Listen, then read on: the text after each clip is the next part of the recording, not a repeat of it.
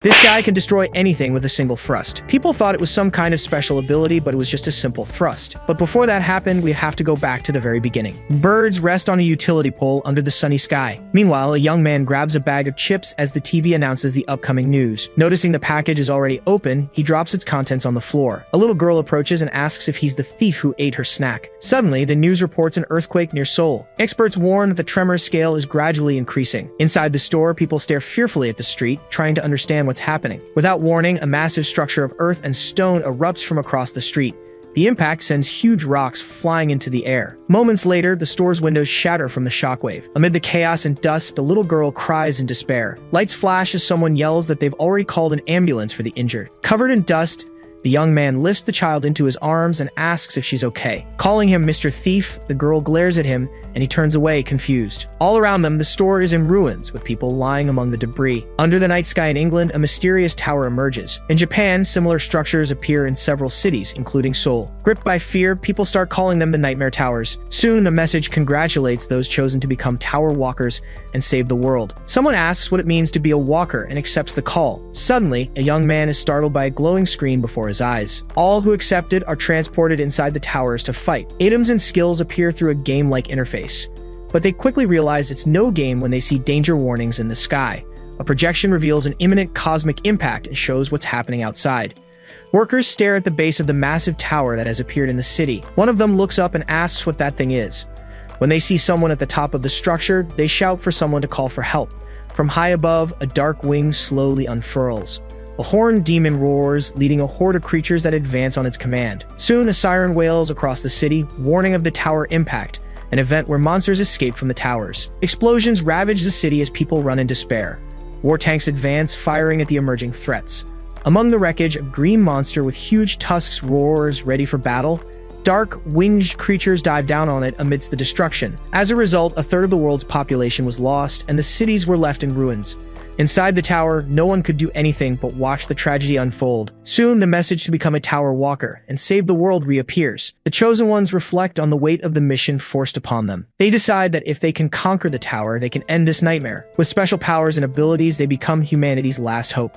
Determined, the walkers advance through the depths of the tower. Waging battles against giant monsters, they fight to prevent the end of humanity. A man touches the ice wall and limits what the world has become.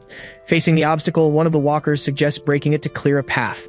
Before anyone can answer, a club smashes through, destroying the ice in a single blow. On the other side, a man notices something on the ground and alerts their leader. As they get closer, they find a glowing stone and wonder what it means. The screen appears, identifying the item as the Stone of Regression, capable of sending them back in time with their memories intact. Inchin Huang, the leader of the Tower Walkers, holds the stone and announces he will test it. As he shatters the artifact, an intense light explodes from his hand.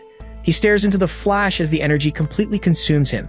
The others watch the light expand, filling the entire space.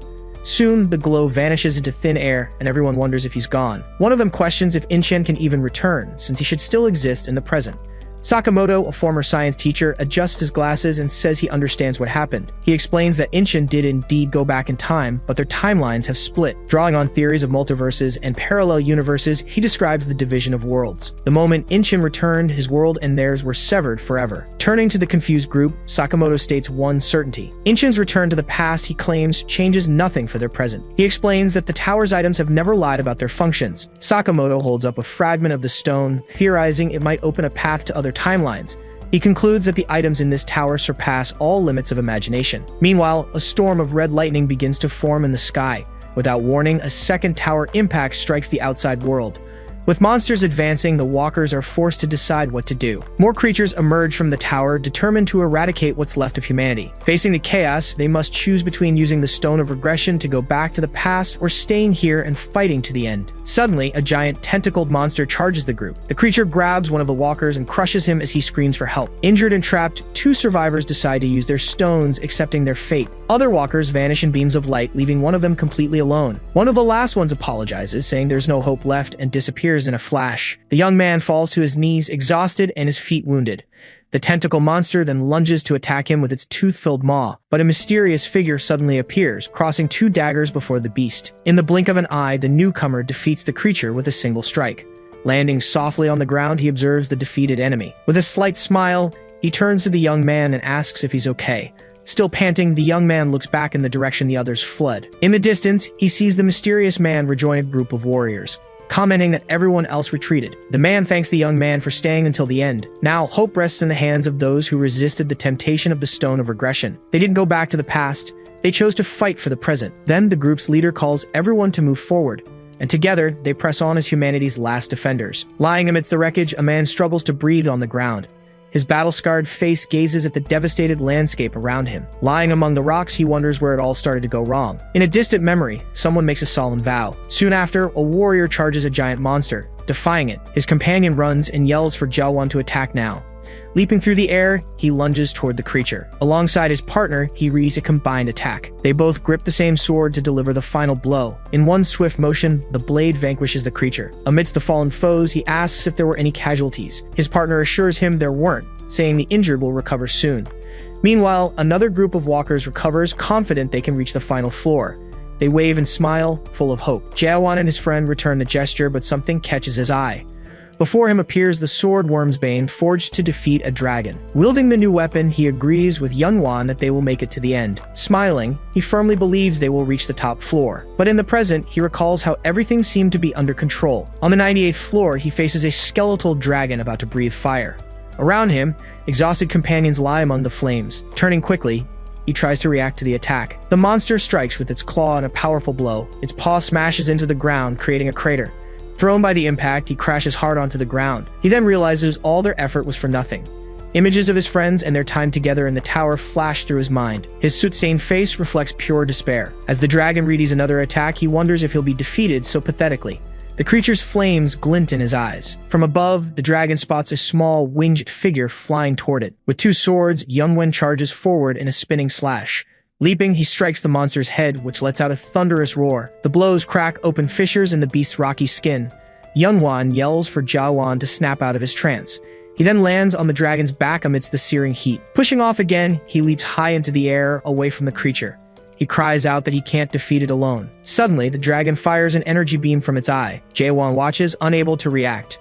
Yunwan is hit head-on and falls onto the beast. In despair, Jawan screams his friend's name. The dragon's tail slams the ground, shaking everything around them. Stomping repeatedly, the creature lets out a triumphant roar. Soon after, a devastating explosion hits Jawan directly. From the rubble, he rises, his gaze fixed forward. His face covered in dust, he grits his teeth and prepares to fight. Running toward the dragon, he gathers what's left of his strength. Suddenly, his eye glows with an unusual light. Wielding an energy sword, he faces the beast without hesitation. Then he notices a strange light emanating from a nearby rock. Sprinting forward, he heads toward the glow. Resolutely, he faces the dragon, determined to end the battle. The creature watches him back, ready to attack. Leaping onto the monster's head, he strikes it with the glowing blade. The colossal body begins to melt slowly. In a few seconds, the dragon dissolves into a pool of lava. Coughing from exhaustion, Jawan calls for Yunwan so they can leave. But when he turns, he finds his friend lying motionless on the ground. A monstrous hand closes among the debris. The truth hits him, and he wonders who he really is. Fallon, Yunwan apologizes with a final smile. Jawan watches his friend still amidst the devastation. Yunwan Kim was known for his infectious optimism. That's why the walkers called him the Smiling Knight. But in that moment, the Smiling Knight's smile lost its shine. Jawan turns to him and tells him to just leave. He asks his friend to go before he changes his mind. From a distance, he watches Yunwan lying motionless. The warrior then slowly walks away from the battlefield. In a faint voice, he asks if Jawan has finally understood the truth. Showing a common stone, the monster calls it pathetic. Climbing the steps, Yunwan states that Jawan is stronger than he thought. He believes that if anyone can reach the top of the tower, it's him. He repeats that if anyone can make it, it's Jawan. With conviction, he says the world is lucky to have him as its defender. Then, he vanishes, leaving only leaves on the ground. Jawan approaches the gate where his friend departed. A golden leaf lands softly in his hand. Memories of his smiling companions flash through his mind. Turning around, he decides he must continue the journey. Suddenly, the doors to the next floor open before him. An intense light bursts from the newly formed passage. His face battle-scarred, he stares silently into the glow. As he steps through the portal, he finds a vast landscape covered in ice and snow. An intense blizzard covers everything around. Jawan pushes forward, fighting against the freezing wind. Ice projectiles explode near him, carving craters into the ground. Suddenly, a wall of crystals rises from the ground. The force of the blast throws him back. A gigantic ice monster emerges from the shadows and scoffs, asking if the rat has finally given up. Layers of ice begin to form over the creature's hand. Jawan stands firm, replying that he hasn't, and taunts the monster, asking if it's tired of playing around. Another powerful attack hits him head-on. Inside a cave, he tries to catch his breath. Wounded, he slides to the ground and leans his back against the icy wall. Outside, the monster sniffs the air, searching for him. Jae-won hears the footsteps and thinks about how he's been stuck on the 99th floor for 10 years. He recalls that reaching the previous floor was hard, but this one is the most dangerous. He pours a potion over his frozen arm, watching the ice slowly melt. Using his healed arm for support, he gets up. As the footsteps get closer, he remembers the guardian of this floor, the ice dragon, whose breath is nearly impossible to withstand.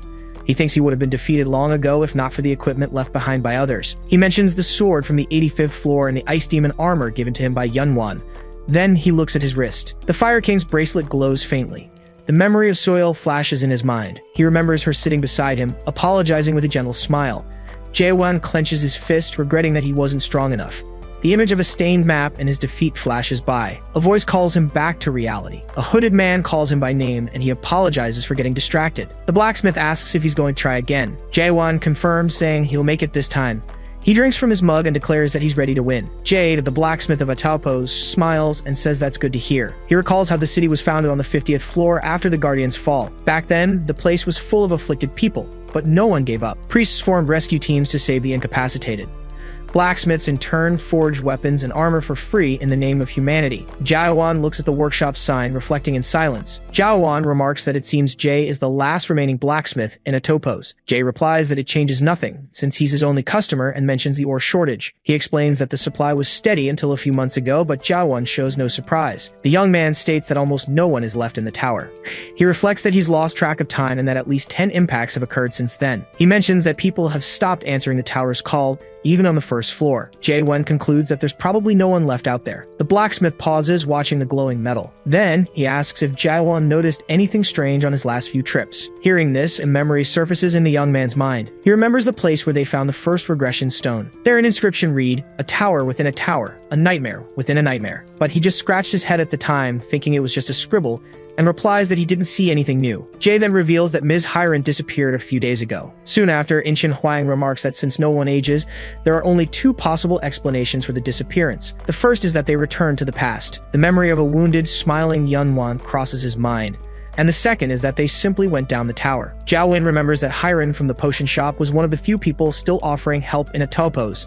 The blacksmith continues hammering the hot metal in silence. Meanwhile, Jiaowon remains seated, watching the glow of the forge. Suddenly, he calls out to him.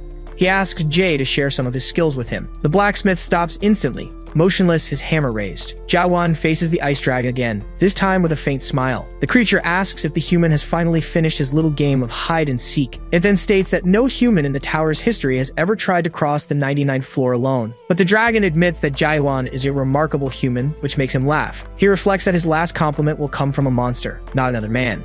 The creature regrets having to defeat him, but says there's no way to spare him. Jae-won tells it not to be so sure, readying his sword. The dragon warns him about his precious armor. It reveals that the armor is already starting to crack. It accuses him of arrogance and declares that it's tired of playing games. Then the ice dragon gathers energy and fires a devastating beam directly at Jae-won. A colossal explosion of energy and ice sweeps across the battlefield. Soon, the shockwave destroys everything in its path. Pinned by a giant ice spike, Jae-won is unable to move. The ice monster before him stares him down, asking if he's ready to give up yet. It coldly states that the boy can fight all he wants, but nothing will change. His hands begin to freeze as the dragon declares he will remain completely alone. The creature adds that he will be miserable, as visions of his companions embrace him. The monster taunts him, telling him to snap out of his hallucinations. Injured, Jae-won just retorts that it talks too much. With a burst of strength, the boy frees himself, shattering the ice prison around him. He charges forward, unleashing a flurry of attacks. The dragon scoffs, asking if piercing is all he knows how to do. The creature tells him to give up, saying it will never fall to such pathetic techniques. Jae-won reflects that he started climbing the tower too late, missing out on secret skills and classes. That's why he decided to abandon all other techniques and focus on one single thing: piercing. He recalls his relentless training, piercing enemies without end. After 50 million strikes, he became the master of the technique among his companions. At a certain point, he noticed a change in his piercing. His movements became faster, more precise, and more devastating. His technique evolved, reaching the power of a secret skill he could now use at will.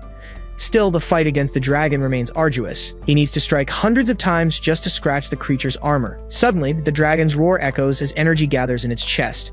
Jae-won realizes too late that he won't be able to dodge the attack. His eyes widen at the imminent blow. An intense light explodes right at the spot he was attacking. In that instant, he recognizes that same light. It was identical to the one he saw on the 98th floor. Seizing the chance, he grips the hilt of his sword firmly. Channeling all his energy, he focuses it into a single devastating blow. The impact hits the dragon head-on, sending it flying back with enormous force. Sliding on the ice, Jiawen lands, panting. Wounded, he faces the monster, which insults him furiously. With a crack opened in its chest, the creature demands to know how he dared. But Jiawen regrets that the blow wasn't strong enough to defeat it in one go. The dragon's wings spread in a grand motion as it warns him not to get cocky just for landing one hit. Then, the creature takes flight, promising to end him once and for all. A beam of energy explodes from its mouth amid a roar. Right after, multiple ice projectiles rain down from the sky toward Jiawen. Leaping with agility, he dodges the aerial attack. Tired and out of breath, he realizes he can't win like this. Taking advantage of an opening, he hides behind an ice barrier for cover. From above, the dragon watches him and laments the human's fate. With disdain, it claims that if there were 10 more like him, they might have stood a chance. But Jiawen just tells it to shut up. The monster concludes that it's a shame his companions were deceived by the nightmare stone. While dodging another blow, Jiawen wonders what that stone could be. Then the dragon dives, attacking him with its sharp claws. With a quick leap, he escapes the impact that shatters the ground. The creature's furious gaze follows him through the ice. Suddenly, a door materializes behind Jiawen. On impulse, he goes through it, breathing a sigh of relief for his narrow escape. He realizes that if that final blow had reached him, he would have been defeated. The words about the nightmare stone echo endlessly in his mind. Exhausted, he collapses to the ground, panting heavily. Then, he reflects on the mystery behind the stone the dragon mentioned. 5 years pass in that frozen, motionless landscape. Finally, the ice dragon falls defeated, cracking the ground as it lands. Notifications flash before him announcing a new title and that he has reached the maximum level. With a sigh, he ignores the messages. Standing on the defeated monster's head, he grumbles about the absurd number of pop-ups. Approaching the fallen body, he asks what exactly the nightmare stones are, but the defeated creature shudders and replies in a final whisper that he already knows the answer. It states that Jiawen will find what he's looking for. From a dark energy, a weapon materializes as the creature reveals the answers are on the final floor. Picking up the item, he observes its shape and wonders if it's a sword or a dagger. The dark energy begins to bubble and spread across the frozen ground. Soon, a colossal dark gate takes shape before him. The number 100 glows on the portal, revealing he has finally reached the last floor. Determined to find out what lies beyond, he decides to enter. He walks to the portal and plunges into the darkness. Behind him, the dark energy rises in distorted shapes. Symbols float in the air and align to form the words Control Room. Jiawen emerges from the dark liquid and carefully observes the new environment. The reflection in his eye shows a strange pattern as he tries to understand where he is. All around, countless floating screens project scenes from the tower at different angles. With a fixed gaze, he wonders if this is what the tower looks like now. The images reveal the call of the tower and the city of Atopos. A voice echoes, remarking that he arrived quite quickly. Instinctively, he spins around on alert and ready to react. But the voice calms him, saying it forgot to send him an important announcement. It then complains that the system looks modern, even though it's old and annoying to use. A notification pops up, congratulating him for being the first from World 294 to complete the tutorial game. His eyes widen at the unexpected message. In shock, he questions what that really means. Amid the darkness and chaos, he stares at the screen and mentally repeats the word tutorial. The revelation leaves him completely speechless. On the frozen floor, the voice comments that he seems quite shaken. Another voice advises him not to get carried away by the news. Suddenly, the ground trembles and the surrounding liquid begins to bubble.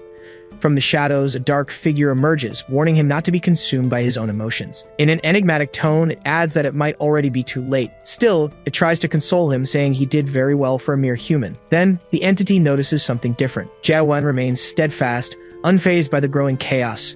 His determined gaze pierces the darkness before him. The creature observes and comments that he recovered faster than expected. Turning, Jiawen faces the figure and asks who it is. The being apologizes for not introducing itself sooner, explaining it was excited that someone had finally arrived alone. It soon reveals its name as Mephistopheles, a demon and the master of the Nightmare Tower he had just defeated. Jiawen asks if the real game begins now, since everything so far was just a tutorial. Mephistopheles praises his sharp perception, but says it wants to show him something first. With a gesture, beams of light cut through the dark environment. With a snap of its fingers, the demon projects a scene from the past, where confused people watch what appears to be a game. Jiawen stares at the vision, intrigued by the glow of the Door of Light. A memory takes shape, showing Soyel agreeing to join the group on that occasion. The scene shows his companions gathered, smiling to be together again.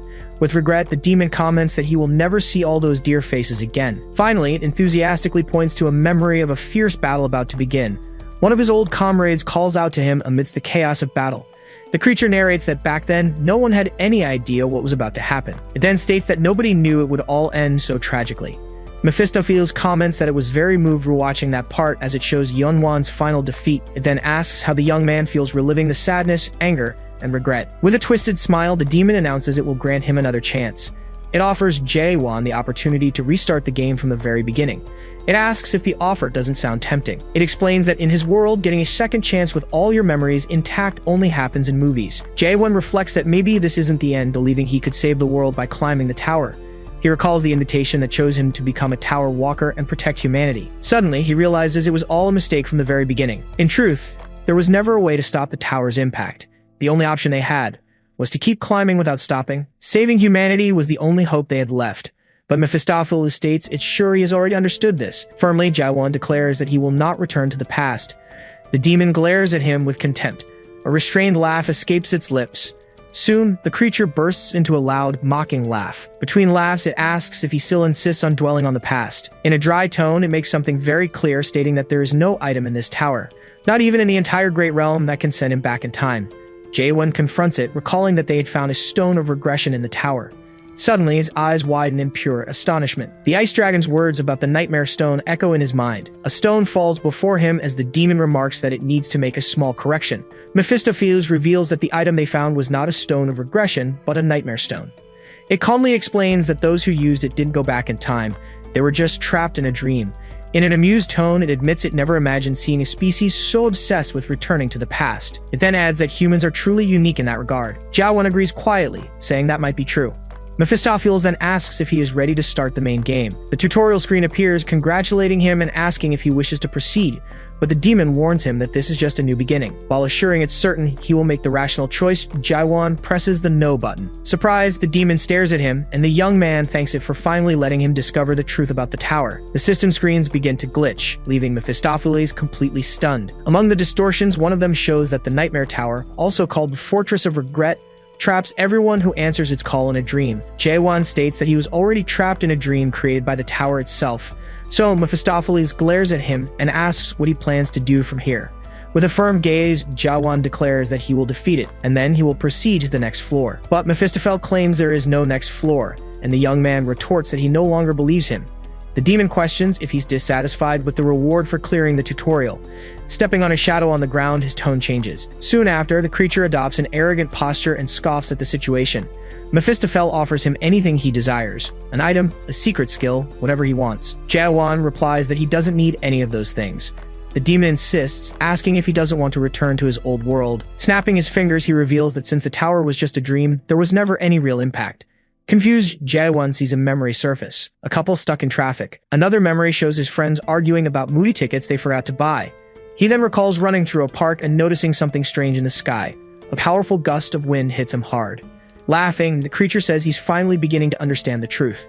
Mephistopheles reveals that no one was hurt and asks if he's surprised. With a cynical air, he comments that knowing how much humans value family, this must be good news. Then the creature snaps its fingers again, stating it almost forgot to show him the most important part. A voice asks about the patient's condition, and another replies that they remain unconscious. Approaching one of the beds, Jaewan observes his own body lying there. Surprised, he wonders if that is really him. The demon then explains that while decades passed here, only a month has gone by in the real world.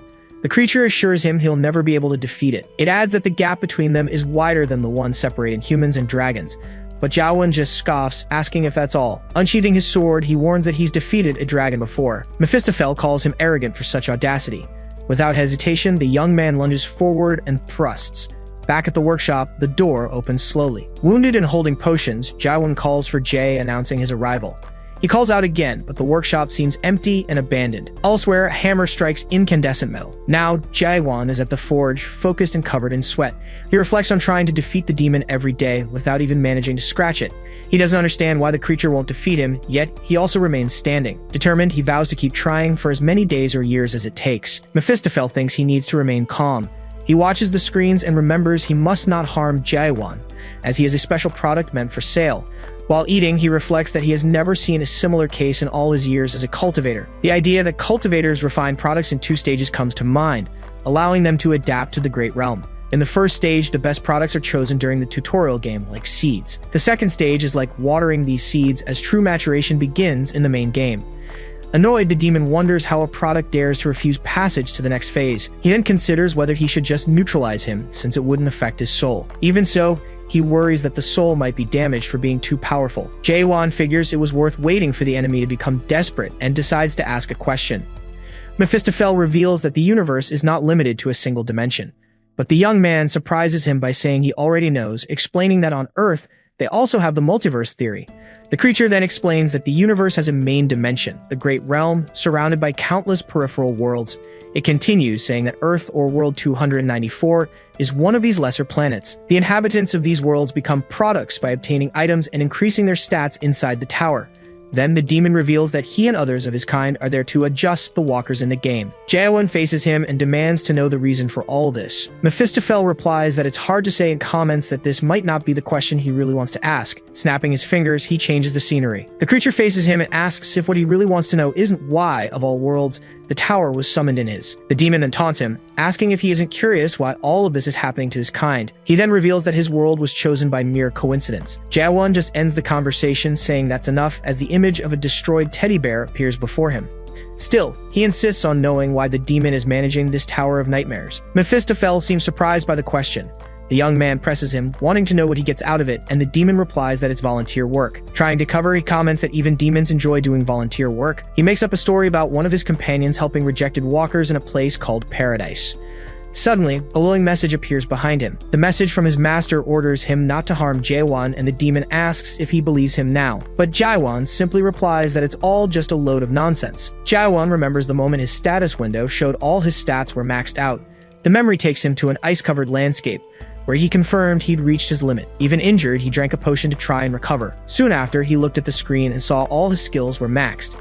But despite that, he still couldn't defeat the dark creature. Then he was thrown violently, landing hard in the snow. Lying there, he wondered if maxed out stats were still not enough for a human to beat a demon. He then began to suspect the problem was with the world's system itself. Suddenly, a strange image flashed in his mind. Startled, he felt a weird sensation run through his body. His eyes widened as he began to understand what was really happening. Moving forward, he realized everything around him might just be an illusion. He reached out and touched one of the golden particles floating in the air. He closed his fingers around it and the glow intensified. He watched the particles shift from smooth shapes to irregular cubes, taking on different structures. In that instant, he understood. Those particles were the fundamental matter of this world. Soon after, the message from Mephistophel's master vanished into thin air. Back in reality, Jae-won questioned the story about volunteer work. He asked who the masters were, and the demon seemed excited by his sudden interest. Mephistophel explained that the masters rule the Great Realm, where those who complete the main game end up. The creature then mentioned a group recommendation, leaving the young man confused. With a smile, it claimed his future would depend on the master he chose. Getting closer, Mephistophel swore on his honor to help him find a great master, as long as he followed his orders. But he whispered this would only happen if Jae-won chose to play the main game of his own free will. Jae-won compared him to an insurance salesman, but the creature denied the resemblance. Finally, the young man agreed to his terms, and a kind of contract appeared in the air. He firmly declared he would leave that place in exactly 10 days. 9 days later, he was fighting countless skeletons. Meanwhile, Mephistophel watched him from a couch, complaining that he was just trying to show off. The demon lamented that he was so close to convincing him, and blamed the ones who had tricked him into buying the tower. Pounding the sofa, he yelled that it was all those sneaky individuals' fault. Mephistophel recalled buying the tower from a specialist demon, only to find out it was a first-generation item. He thought about how newer towers let you stop the tutorial without damaging the product, unlike his. In the old tower, the game couldn't be stopped without the product's consent, and Jae-won had refused to give it. Sunk into the couch, the demon complained that this is what he gets for being poor, but at least the tower still worked. Back in the present, he sighed in relief that everything would be over the next day. A status window popped up with a new message, offering Jae-won the option to end the tutorial and start the main game. Mephistophel asked if he had memorized all the files sent, and the young man confirmed. The demon then told him to go ahead and press the accept button. Overcome with emotion, he confessed he waited so long for this moment he was almost moved to tears. But Jae-won pressed the other button, and a blast of golden energy filled the area. Shocked, Mephistophel asked what he thought he was doing. Using the particles, Jae-won materialized a golden sword in front of him. He gripped the weapon tightly and asked if the demon still hadn't figured it out. With a determined look, he prepared to show him what he would do from now on. He moved forward, declaring he would keep attacking the demon.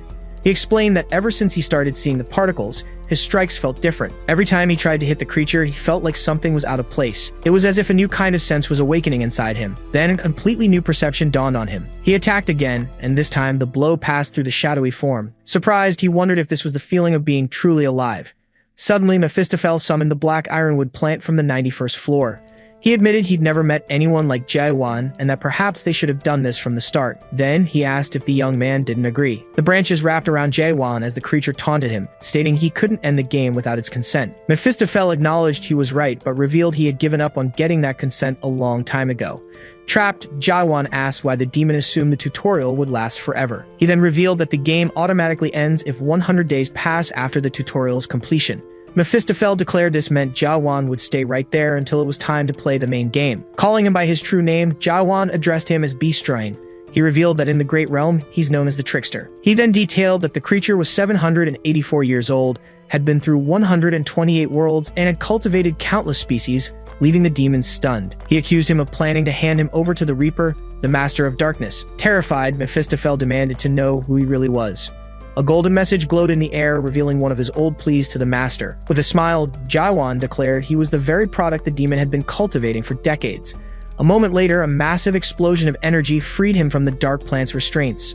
Jaewan charges forward at high speed, wielding an energy sword. The blow passes through Mephistophel's shadowy form. Surprise washes over the creature at the sudden attack. Then, the impact hits something invisible, sending the demon flying backward. Mephistophel lands hard some distance away. He stares at his own trembling hand, unable to believe what just happened. Then, he starts to suspect something. An energy sword forms in his hand. He wonders if Jaewan is a super adapted player. Jaewan stares back, shrouded in an intense golden aura. He remembers the day he reached the 100th floor. Back then, he wondered if the tower was also just a dream. He even considered the possibility that the demon couldn't defeat him. He remembered asking himself countless times if his stats were truly too low to win. The world's structure began to fragment, showing signs of collapse. All his doubts returned as he stared at the demon's secret messages. When there was nothing left to question, he charged forward, sword in hand. It was then that Jaewan finally understood the true meaning of a decisive strike. He unleashes a devastating attack that breaks through the demon's defenses. Mephistophel glares at him with fury amidst the rubble. He activates a link and his body begins to transform. A message announces that the synchronization limit has been temporarily suspended, as the demon takes on a monstrous form. The creature warns that it will no longer hold back and demands his surrender. It attacks with multiple blades, but Jaewan blocks the blow, though he still gets hit. The demon recognizes that he has reached the second stage of adaptation, but calls him a mere human. In a final attack, Mephistophel strikes him hard with spikes, screaming that he can never win. Fallen and weakened, Jaewan wonders if this is really the end. He gets up, ignoring the impact, and continues the fight without stopping. The blows pile up until they force the demon to defend against a storm of attacks. The creature warns him that, in the end, he'll have to play the main game and is just wearing himself out for nothing. But after a long series of strikes, Jaewan surpasses his human limits and watches as all the rules crumble before his eyes. After suspecting and finally understanding the world around him, everything made sense. Finally, he had escaped what the world had defined for him. He felt truly human and began to understand. All the things that previously made no sense to him began to take shape. He realized, for example, that a line of energy worked like a link. Connecting the demon directly to the tower, the connection became clear. Jaewan then charges forward and attacks the energy link with his sword. Surprised, Mephistophel reacts as he sees the young man sever the connection. Screaming, the creature claims this is more than just adaptation. A golden energy hits him head-on, and he wonders how it's possible. Crackling, Jaewan's sword responds to the new power, surprising the demon. The young man lunges forward and delivers a devastating blow to the dark creature. The attack hits him squarely, sending him flying backward with great force. Amidst the debris, Jaewan demands that he listen carefully, and the demon wonders if he has awakened. Jaewan declares that human beings are not merchandise for demons. He states they are not products to be evaluated and priced by ridiculous standards. Then the young man says he will no longer cooperate with his game. He announces he will destroy this place, and he will proceed to the next floor as he intends to climb to the top. He guarantees that when he gets there, he will finally see it, the end of the world the demons created, and his information window goes completely dark. As the structure around them trembles, Mephistophel begs him to stop. Desperate, the creature pleads with him not to do it. Then, the demon screams that there is no next floor, but Jaewan simply replies that there is. He explains that he isn't just being stubborn. The young man remembers finding enigmatic messages on several floors of the tower. In one of them, he discovered that the towers are just imitations of the nightmare at the top of the Tree of Illusion. He concludes that those messages were left by Mulak, the creator of the Nightmare Tower. A description reveals that the Nightmare Tower is the second creation of Mulak, the Demon of Dreams. Jaewan says they are at the roots of the Tree of Illusion, and if there are roots, there must be a trunk. Pointing upward, he states that the way out is through the ceiling. The young man gathers a large amount of energy in his hand. Then he hurls the energy upward, destroying the tower as Mephistophel screams in despair. The system displays a calculation failure and announces that the game was not completed. A final message confirms the tutorial has ended and the scene shifts to a jungle. In the new location, Jaewon clenches his fist tightly. Walking along a path, he says he has finally found what he was looking for. Roaring through the trees, a multi-headed creature displays its fury. Suddenly, Jaewon finds himself surrounded by a pack of monstrous wolves. One of them leaps to attack, but the blow is intercepted mid-air with a swift movement. Turning sideways, he assesses the rest of the pack. Soon, a much larger monster charges toward him. Jaewon understands a light blow won't be enough to defeat it. Striking with force, he delivers a precise blow and fells the creature. Seizing the opportunity, he removes one of the fallen monster's horns. Standing up again, he remarks that the monsters in this place are weak. From the shadows, a group of insectoid humanoids appears, startled to see a human. The creature's eyes glow with irritation. The leader points and shouts about the beast's precious 5-pointed horn. Even with his suspicion active, Jaewon realizes he doesn't understand their language structure. Holding up the horn, he asks if this is what they want and proposes a deal to find out where he is. Without answering, one of the creatures lunges with a swift strike. Jaewon dodges and warns it not to try that again or it will be its end. With his sword raised, he blocks the next attack and prepares to fight. A short time later, he is sitting on the defeated enemy. Pressing his blade against the creature, he demands to know where he is, but it replies in its incomprehensible tongue. Losing his patience, he neutralizes the creature and removes its antennae. Among the defeated enemies, he demands it speak in a way he can understand. The creature only swears it will have its revenge. Then, the creature falls silent, determined not to reveal anything. Jaewon notes that although they are weak, they have more willpower than he thought. His gaze falls upon the removed antennae. Sticking them into the ground, he remains silent for a moment. Unable to get any information, he searches a fallen pouch and wonders if there's anything useful inside. Inside, he finds a dimensional backpack that works as an inventory. Perfect, since he lost access to the system interface. Remembering Mephistophel, he calls him a liar for saying the system would work in other dimensions. Still, he realizes he can see item information with his suspicion and analyzes the stones of fallen souls. He notices that all the creatures carry one of these stones and wonders if they were jewelers. Regardless, he concludes the stones must be valuable and stores them in the bag. Jaewon decides to leave the rest of the items behind as they take up too much space. Suddenly, his sword begins to vibrate again. His gaze turns to the blade, which emits a strange hum. Twisting his wrist, he swings the sword and fires a blade of energy at the trees. Shortly after, he chews on one of the stones he had collected. As he eats, he wonders what the stone tastes like. Among the branches, he spots a fallen scroll and wonders if it's a map. Upon opening it, he discovers it's a map of the Tree of Illusion with an area marked as Chaos. Crumpling the paper, he realizes that information wasn't in the files sent by the demon. The focus returns to the dense, overgrown jungle. From the shadows, monstrous creatures emerge from the woods, growling. Suddenly, someone lands hard on the ground, followed by other figures. A red-haired woman surveys the scene with a confident smile. Soon, a strike grazes a man with dreadlocks. Apologizing, she says her dagger slipped and he decides to hunt elsewhere. Annoyed, the man decides to ignore the incident because she's pretty, until a colleague interrupts him. The group then notices a threat approaching from behind the woman. Dread sets in as they see she's provoked a two-horned beast. Pursued, the woman runs, yelling for the monster to stay away from them. From a clifftop, Jaewon watches as the group tries to regroup. He notes the girl seems to be the strongest, but concludes they'll all be defeated because they don't work as a team. Silently, he wonders how they managed to beat the Tower of Nightmares. The man with dreadlocks activates his Fire King's breath skill, and the woman says she'll help him, but the next blow hits him head-on. Once again, she apologizes, and he, furious, questions her. Indignantly, the woman retorts that she was just trying to help. As they argue, the beast prepares to attack him, and a companion yells for him to be careful. Leaping from the cliff, Jaewon intervenes in the fight. With his swift strike, his blade neutralizes the creature. The man with dreadlocks is covered in dust. The impact knocks the beast down. Jaewon lands on the defeated monster. Shocked, the man asks who he is. The red-haired woman asks if he minds if they keep the defeated monster. With a nod, Jaewon allows it, and she celebrates, but he asks if the horns are valuable. One of the adventurers explains it takes 10 people to take one down, and Jaewon concludes that monsters with more horns are stronger. The woman's suspicious gaze narrows on him. Approaching him, she demands to know who he is. She states there are almost no adapted players in Chaos and asks where he came from. Jaewon is silent for a moment. He just repeats the word Chaos, as if asking himself. Then he faces the group and directly asks what Chaos is. Surprised, the woman stares at him in complete astonishment. One of the men from the group approaches and asks if his name is Jaewon. He then asks if the young man is just passing through, and he confirms with a nod. The man finds this odd and asks if he also doesn't speak the local language. He explains that it's extremely rare for someone to have a language barrier in this place. The red-haired woman returns to the subject and asks if he's sure about the monster's body. He again gives them permission to take it. Her eyes narrow, suspicious of his claim that he's just passing through. She then recalls that Jaewon defeated the two-horned beast with a single blow without using any skills. She also remembers trying to use her own skills without success. She then realizes that her detection ability doesn't work on him.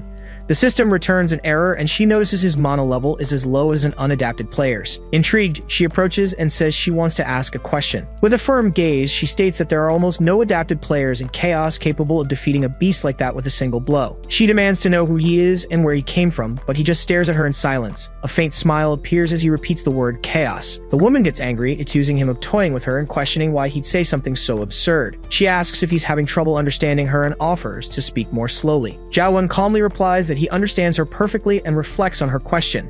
His mind drifts back to a time when his relationships and identity on Earth lost all meaning upon entering the tower. Instead, he made new friends and created new memories alongside his companions, but they all vanished like a mirage when the tutorial ended. He knows they are still somewhere on Earth, but if the reward was to start over with his memories intact, then they probably don't remember him or what they experienced in the tower. That's why he claims to have lost his memory. The woman is surprised and excitedly asks if he has amnesia. Floating slightly in the air, she says she doesn't believe him, but he denies saying that. She stares at him and asks if he's a warrior from the abyss.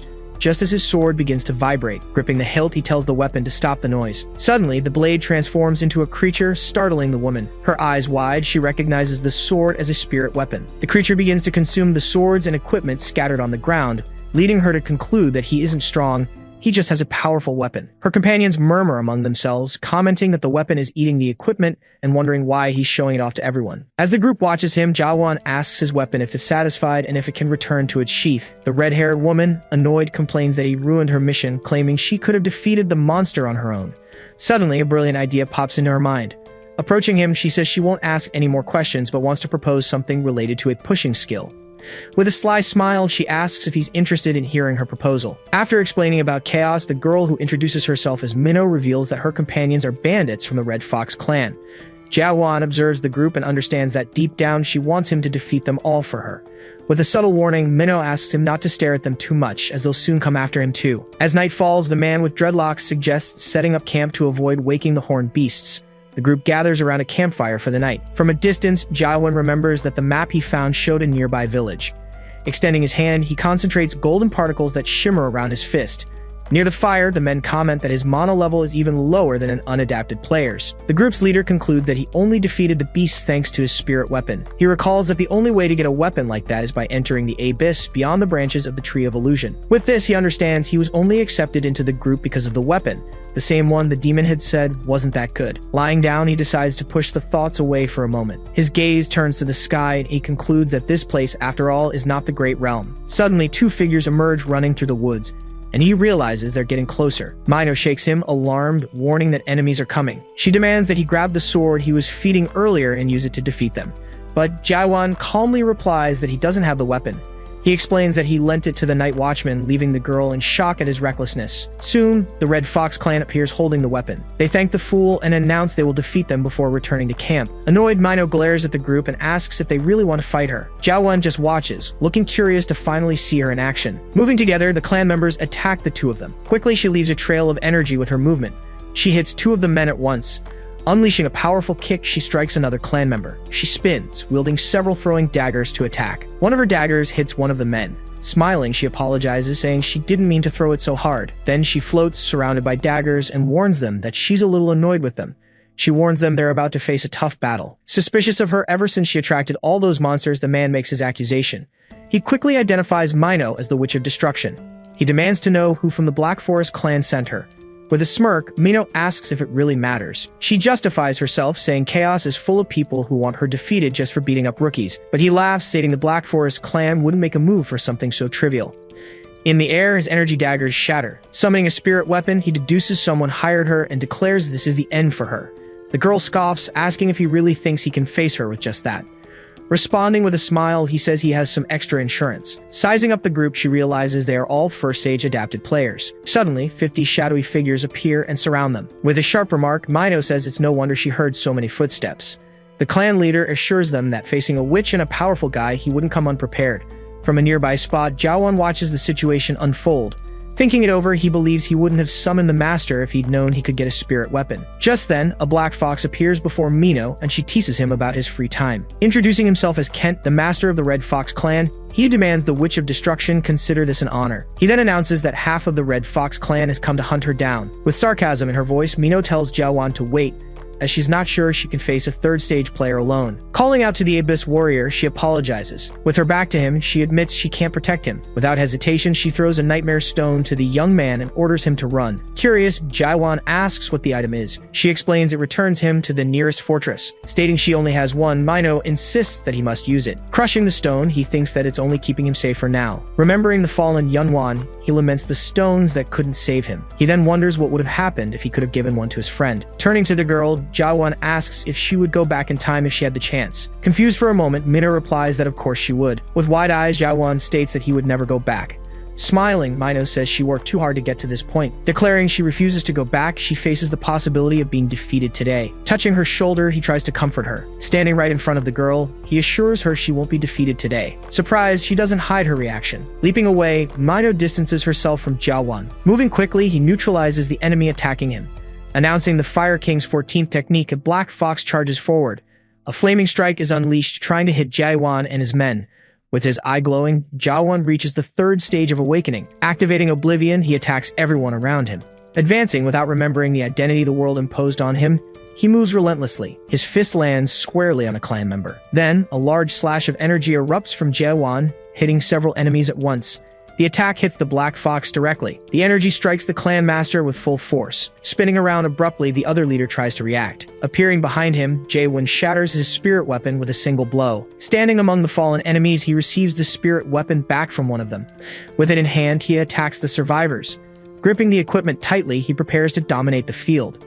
With a powerful technique, he creates a massive pillar of energy erupting from the ground. Watching the scene, Mino wonders how that isn't just a common attack. She recalls the moment she thought he was reckless for handing over the beast's horns. In her memory, her companions commented that his weapon looked like a spirit weapon. Remembering when he lent it to her, she realizes she considered him a fool, oblivious to the danger. Now, she understands she was mistaken because he's just too strong. Turning to her, Jaewon calls out to her. Approaching him, Mino asks who he really is.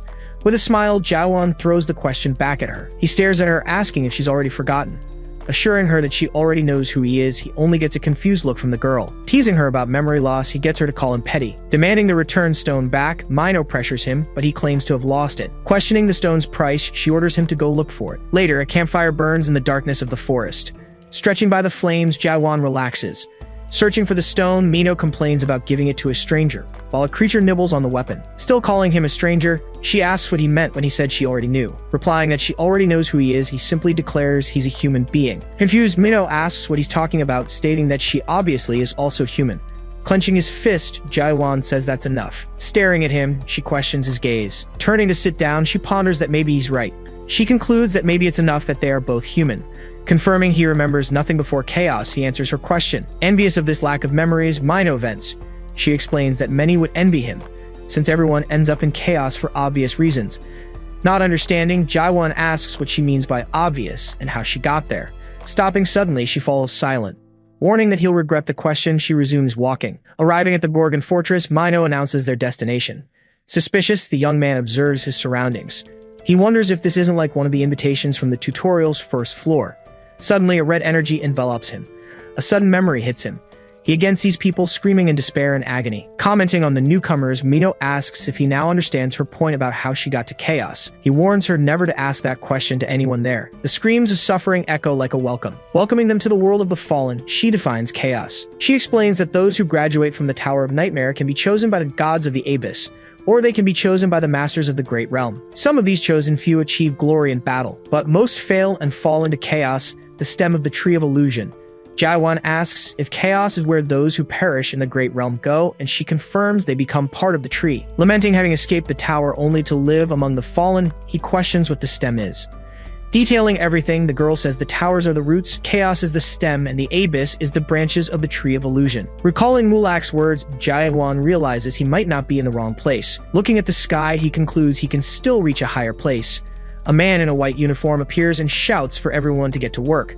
He orders them to line up the newcomers and take them to the platform. Tossing cloaks to Jaiwan and Mino, he tells them to get dressed and get in line. Approaching a newcomer, he humiliates him for his fragile appearance, asking if he was a webtoon artist. Getting close to him, Mino calls him James. Asking what he's doing at the northern checkpoint, she asks for permission to enter. Receiving an apology, she hears that everyone now needs a certificate to enter, which frustrates her. Turning to Jaiwan, she asks if he has a certificate, and he shakes his head no. Smiling, Mino decides what she'll do. Approaching the guard, she whispers that she forgot her certificate. Offering a two-horned beast's horn as payment, the girl negotiates and he recognizes the item. Clearing his throat, James lets her pass, saying they've known each other for a long time. Blocking Jae-won, the officer demands a certificate, but the young man replies that he doesn't have one. Teasingly, Mino says she'd help if he asked nicely. However, the guard insists that no one enters the fortress without a certificate. Understanding the situation, Jae-won approaches her, scaring Mino with his attitude. Desperate, she wonders if he intends to confront the guards to get through. Finding it impossible for him to be that insane, Mino watches as Jae-won moves forward and attacks the guards. Shocked, she watches him standing with the neutralized guards around him. Calling for her to enter, Jae-won makes her believe he might actually be insane. Running desperately towards James, Mino shouts for him to wait. Confused, the guard asks what's happening. Realizing everything has gotten worse, she despairs even more. Suddenly, the guards stand at attention as he arrives. Introducing himself, Carlton appears as the stubborn inspector of the northern checkpoint and the pride of the fortress. Approaching James, Carlton demands an explanation. Understanding the case, he asks if the young man wants to enter without a certificate. Stating that it's strictly forbidden, Carlton listens as Jae-won questions the reason twice. Reciting the fortress's legal code, the inspector reinforces that letting him in is forbidden. An aura of energy explodes, forcing all the guards to their knees. Forced to the ground, Mino complains that he used the legal code ability. Unsheathing his sword to restrain her, Carlton attacks, but Mino's daggers block the blow. Saying that's enough, Jae-won's eye glows with blue energy. Rising to his feet, he states that he doesn't care about a silly law. Questioning what the certificates actually say, he surprises Carlton by canceling his spell. Concluding that he doesn't need any certificate, Jae-won says he refuses to reveal anything about himself. Annoyed by his code's failure, the inspector invokes silver bonds to stop him. Chains of energy erupt from the ground and bind Jae-won. Tightening around his body, they seem indestructible, but he shatters them all with his bare hands. Shocked, the guards stare at the feet of someone breaking Lord Carlton's chains. Staring at him, the inspector tries to understand how that was possible. Pointing at Mino, Jae-won asks why he can't do the same as her. Lost, the girl doesn't understand the question. Referring to the bribe she used to get in, he clarifies. In the memory, James and his men pretend they saw nothing. Desperate, the guard and his subordinates realize they've been caught accepting a bribe. Tossing something to Carlton, Jae-won acts before Mino can stop him. Catching the object in midair, the inspector examines it. Telling him to accept the item and let him in, Jae-won stands his ground. Shouting indignantly, James claims he dared to bribe the inspector and should be detained immediately. Ignoring the guard, Carlton asks if his name is Jae-won, and he confirms it. Smiling, the inspector declares he was waiting for him. The Lion of Nakmyeon. A device warns that Mino's spiritual contamination level has exceeded 15%. Warning her about the corrupted spirit, Carlton watches her grab an item to recover. Jae-won asks what spiritual contamination is, and as she chews, Mino calls him ignorant. She explains it's a chronic disease from chaos that slowly corrodes the spirit. James announces the evacuation of the rookies, and the girl comments on the value of beast horns. She proudly shows it off, revealing the horn is the only thing that can stop the contamination. Teasing Jae-won, Mino says she got one for free thanks to him. Approaching them, Carlton announces he's going to perform a scan. He points the device at the young man's face, activating its light and sound, but the display shows an error, unable to measure the contamination. Questioning what it means, James watches the screen change. 0% appears as the result. Understanding what this means, the inspector grabs Jae-won's hand. As Carlton returns the Fallon soul stones, he hears Jae-won ask if he doesn't need them. Stating that such stones aren't given away easily, Jae-won denies being Nakmyeon. Smiling, Carlton replies that he knows. James looks unsure, asking if he's really going to let him pass. He asks if the young man understands what the Fallon soul stones are. Jae-won replies that they increase mana. Shocked, James stares at the inspector. A purple energy envelops Carlton's hand, and the guard panics at the stone's effect. Confirming with a nod, the inspector explains that only someone from the Nakmyeon family can carry them without being contaminated. Saying he doesn't trust him, Carlton states he believes in his soul, even though he doesn't seem to be from the family. Recalling the scan, he assures them the device didn't malfunction. Not understanding, James hears him conclude there's only one explanation. The young man's soul is purer than any other in chaos. Declaring it doesn't matter where he comes from, Carlton states they need someone who can handle the stones. Following the inspector, James asks if this has to do with the Lord situation, but he says he isn't sure. Stopping abruptly, Carlton turns around. Saying it looks like James took a bribe to let someone in, he places the blame on him. Walking through the confusing streets, Jae-won complains about the city's maze-like layout. With a crooked smile, he comments on the extra burden he's carrying, and Mino questions who is leading whom. In a flashback, Carlton warns her to never forget her certificate and forbids bribes. Wishing them a good stay, the inspector just watches as Jae-won pulls her away. Walking across a bridge, Jae-won calls out to a man, annoyed as he remembers the inspector's ability. He asks if there's any blacksmith who can handle a sword like his, but the man is doubtful. Nearby, a man watches the situation with a curious smile. Someone walks down a dark corridor. Mino hears approaching footsteps. She asks when they entered the city, while Jaewon asks if she's feeling better. He turns and says it's time for her to go her own way. The girl runs after him, apologizing and outraged that he wants to just discard her. Jaewon states she's already helped him enough and would only be a burden now. He turns to face her. Then he says the two of them are different. He then walks away, saying they should each follow their own path. Mino grinds her teeth. The wind blows out the candle flame. The girl dashes toward him, saying he doesn't know the area and could get into trouble. Jaewon replies he can just ask for directions, but she insists she can guide him. He stops and listens. Then he reveals he's looking for a dream demon. She says she knows where to find one and offers to take him, and he accepts. But the young man stops her before they can proceed. He comments that it seems some men want something from them. A group of thugs surrounds them, saying they finally found them because of the sword. Mino tells them to get lost or they'll regret it, and one of them calls her sassy. The leader approaches and warns her to watch her mouth. He says it's not good to talk like that to the younger ones, as Junior is very temperamental. He then demands the sword and a toll payment for them to pass. Jaewon ignores the threat, while Mino finds the name Junior strange. The leader boasts that they don't know who they're messing with. Mino is indignant, questioning how that man could be a junior. The brute lunges with his axe, saying she said a rude word and needs to be punished. Jaewon blocks the attack with a swift move of his sword. The impact generates a massive blast of energy. He stands over the fallen enemy and complains that people there talk too much. Jaewon gets into a stance with his weapon, ready for combat. He taunts them, telling them to hurry up and come at him. The fallen man starts to cry out in pain. The leader trembles with rage, shouting that nobody messes with his precious junior. He vows revenge, but a companion corrects him, saying Junior is still standing. The boss then orders the attack, promising to show them what happens to those who mess with them. Jaewon waits, firm and ready to fight. Mino praises him for the fight and asks about his other skills, but he reveals he only knows how to use his blade.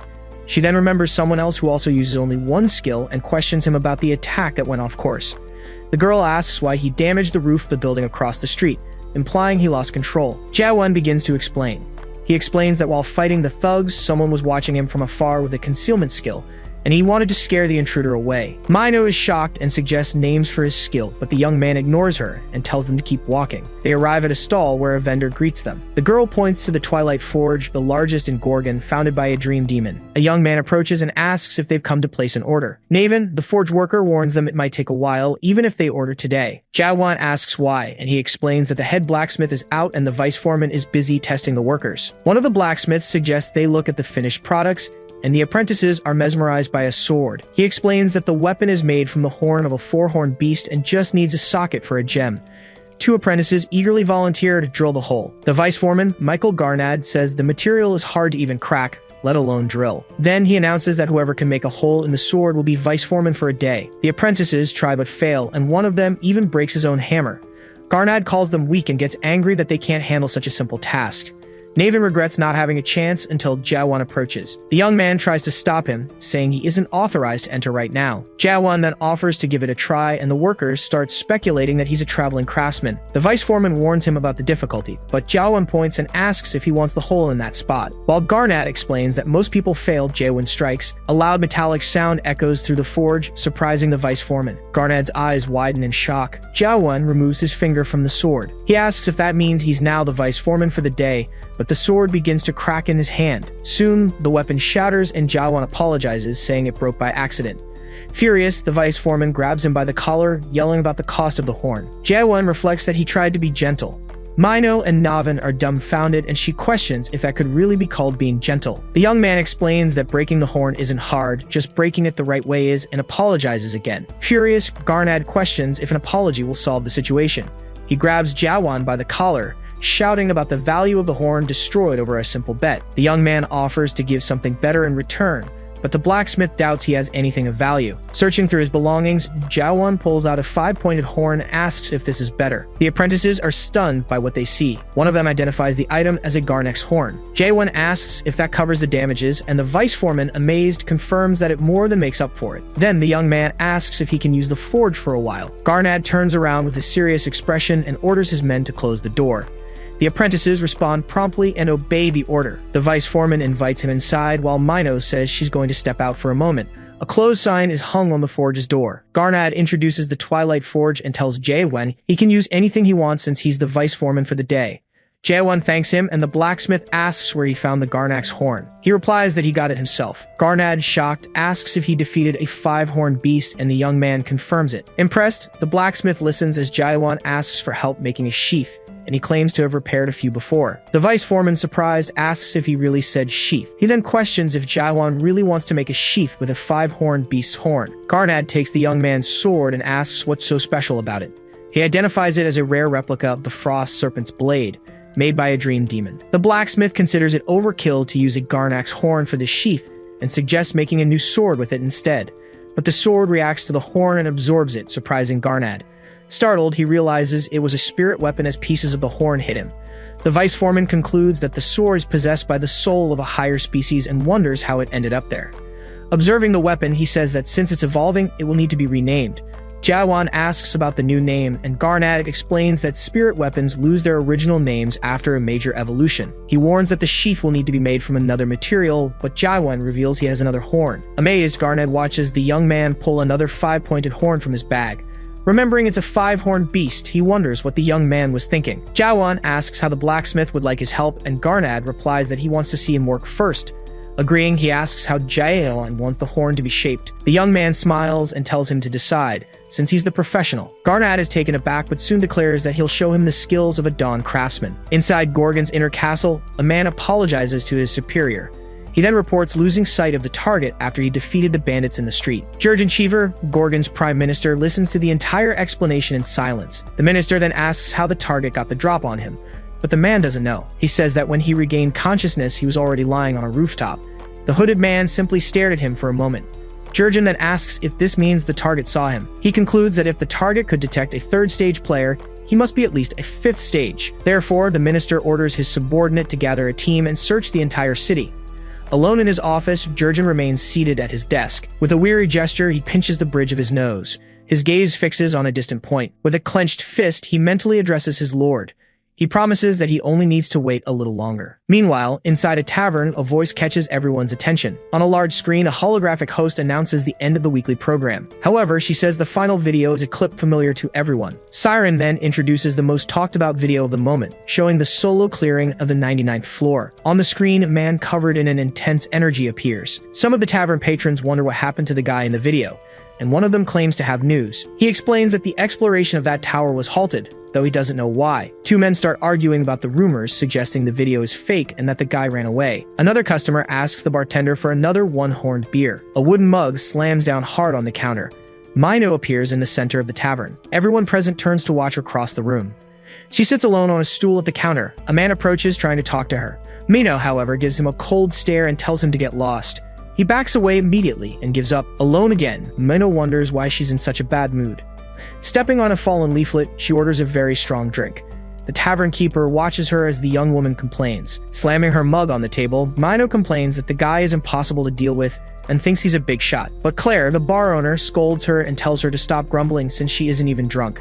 She asks why Mino stays close to him, and the girl admits she's not really sure. Then, she slams the mug down again and shouts that she gets angry every time she sees him. The memory of how he destroys everything around him comes back to her, and how he wields his sword as if none of the rules in this place matter. In the memory, Jaewon just says that's enough. Mino admits that half the time she doesn't even understand what he's trying to say. She mentions that he picks fights without knowing anything about chaos. In her memories, the guy simply states that she's not human. Finally, he declares that the two of them are different. Back in the present, Mino holds her mug in silence on the counter. She says the guy makes her feel like nothing and scratches the counter with her claws. She yells that everyone worked so hard to get here, but he just showed up out of nowhere. In a memory, Jaewon asks if she would seek out a dream creature for revenge. He, however, assures her she wouldn't understand even if he explained. Back in the present, Mino lets out a scream of pure frustration. Claire then places a hand on the girl's head and advises her to stay away from him for good. Mino tries to protest, but the tavern keeper cuts her off.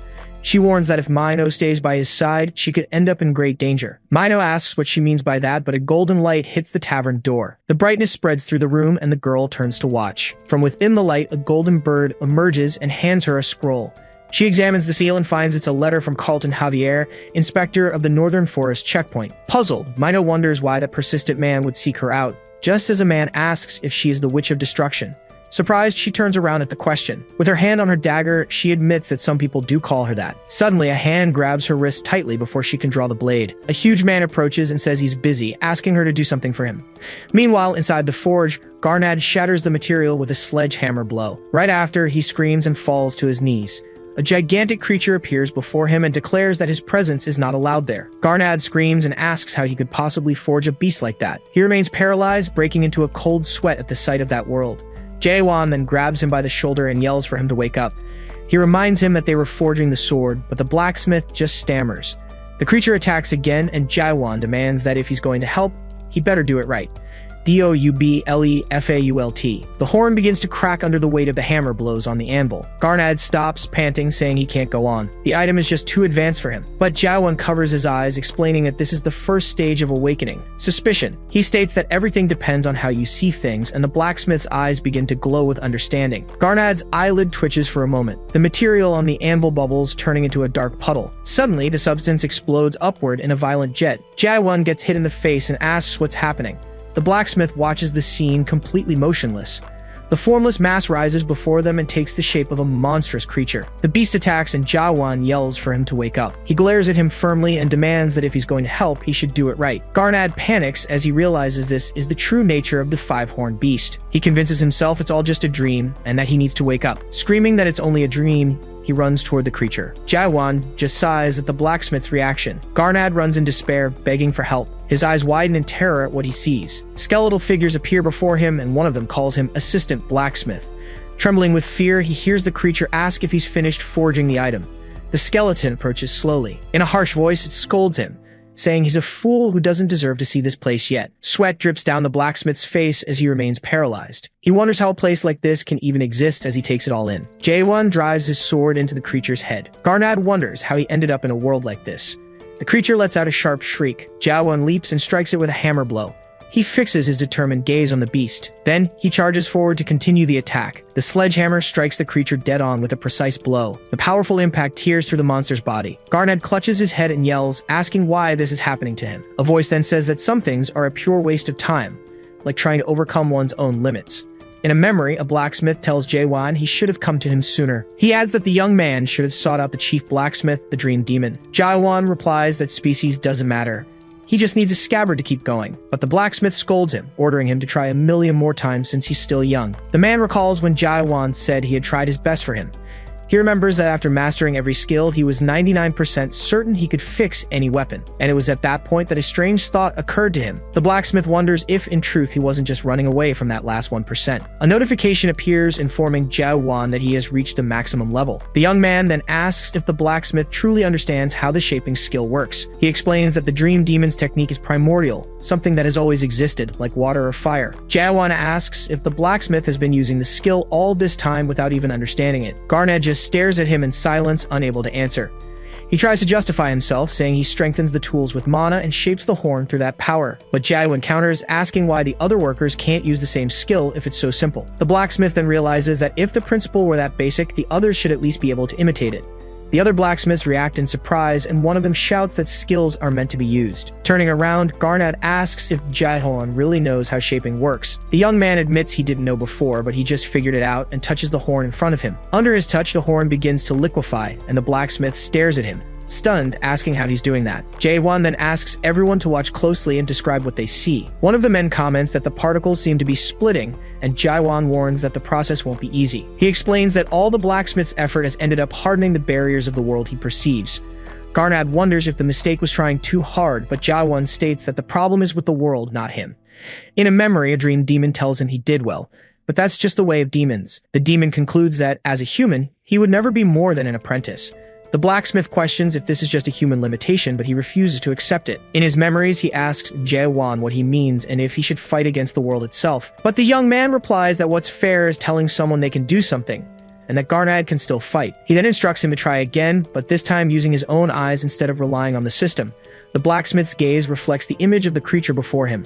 In that instant, he sees the true nature of that world. Garnad realizes he's in a place with no skills or interfaces. He recognizes it as an honest world, free of deception, and grips his tool tightly. The blacksmith yells that he still doesn't understand. With a precise strike, he drives the tool into the horn. Outside the workshop, Garnad asks if Jawan is leaving already. The young man confirms, saying he got what he came for. He remarks that the sword seems happy, and the blacksmith asks if he has chosen a name for it yet. Garnad offers to name it, and Jawan agrees with a slight nod, revealing the name Dokbul.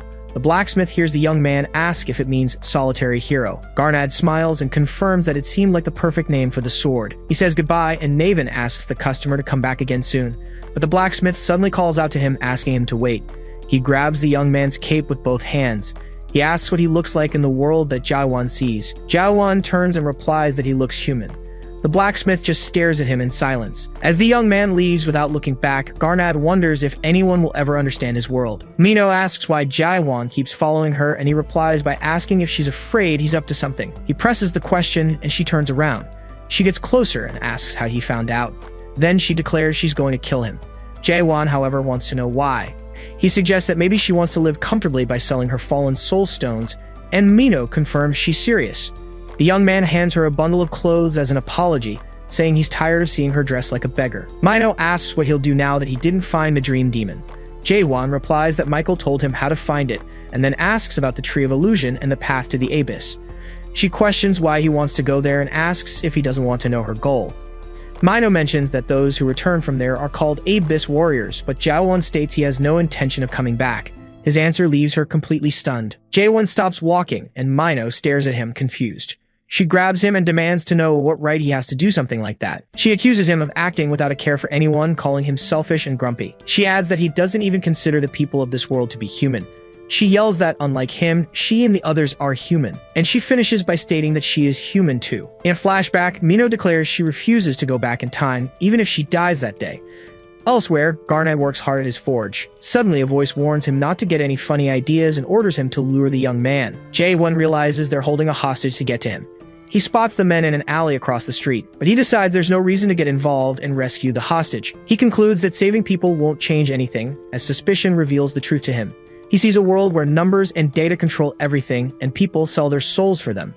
So he crushes a stone in his hand, preferring to lose it and continue his search for the dream demon. Mino yells that this is why he doesn't seem human to her. Jawan announces he's leaving her as he can't travel with someone who has a goal like hers. She yells back, saying she hopes to never see him again. As he watches her leave, Jawan thinks that now she finally looks human. He overhears some men talking and discovers the dream demon is with them, but he decides to change his clothes first. Outside, the tavern is quiet and empty. Mino approaches the door and wonders how she ended up back here.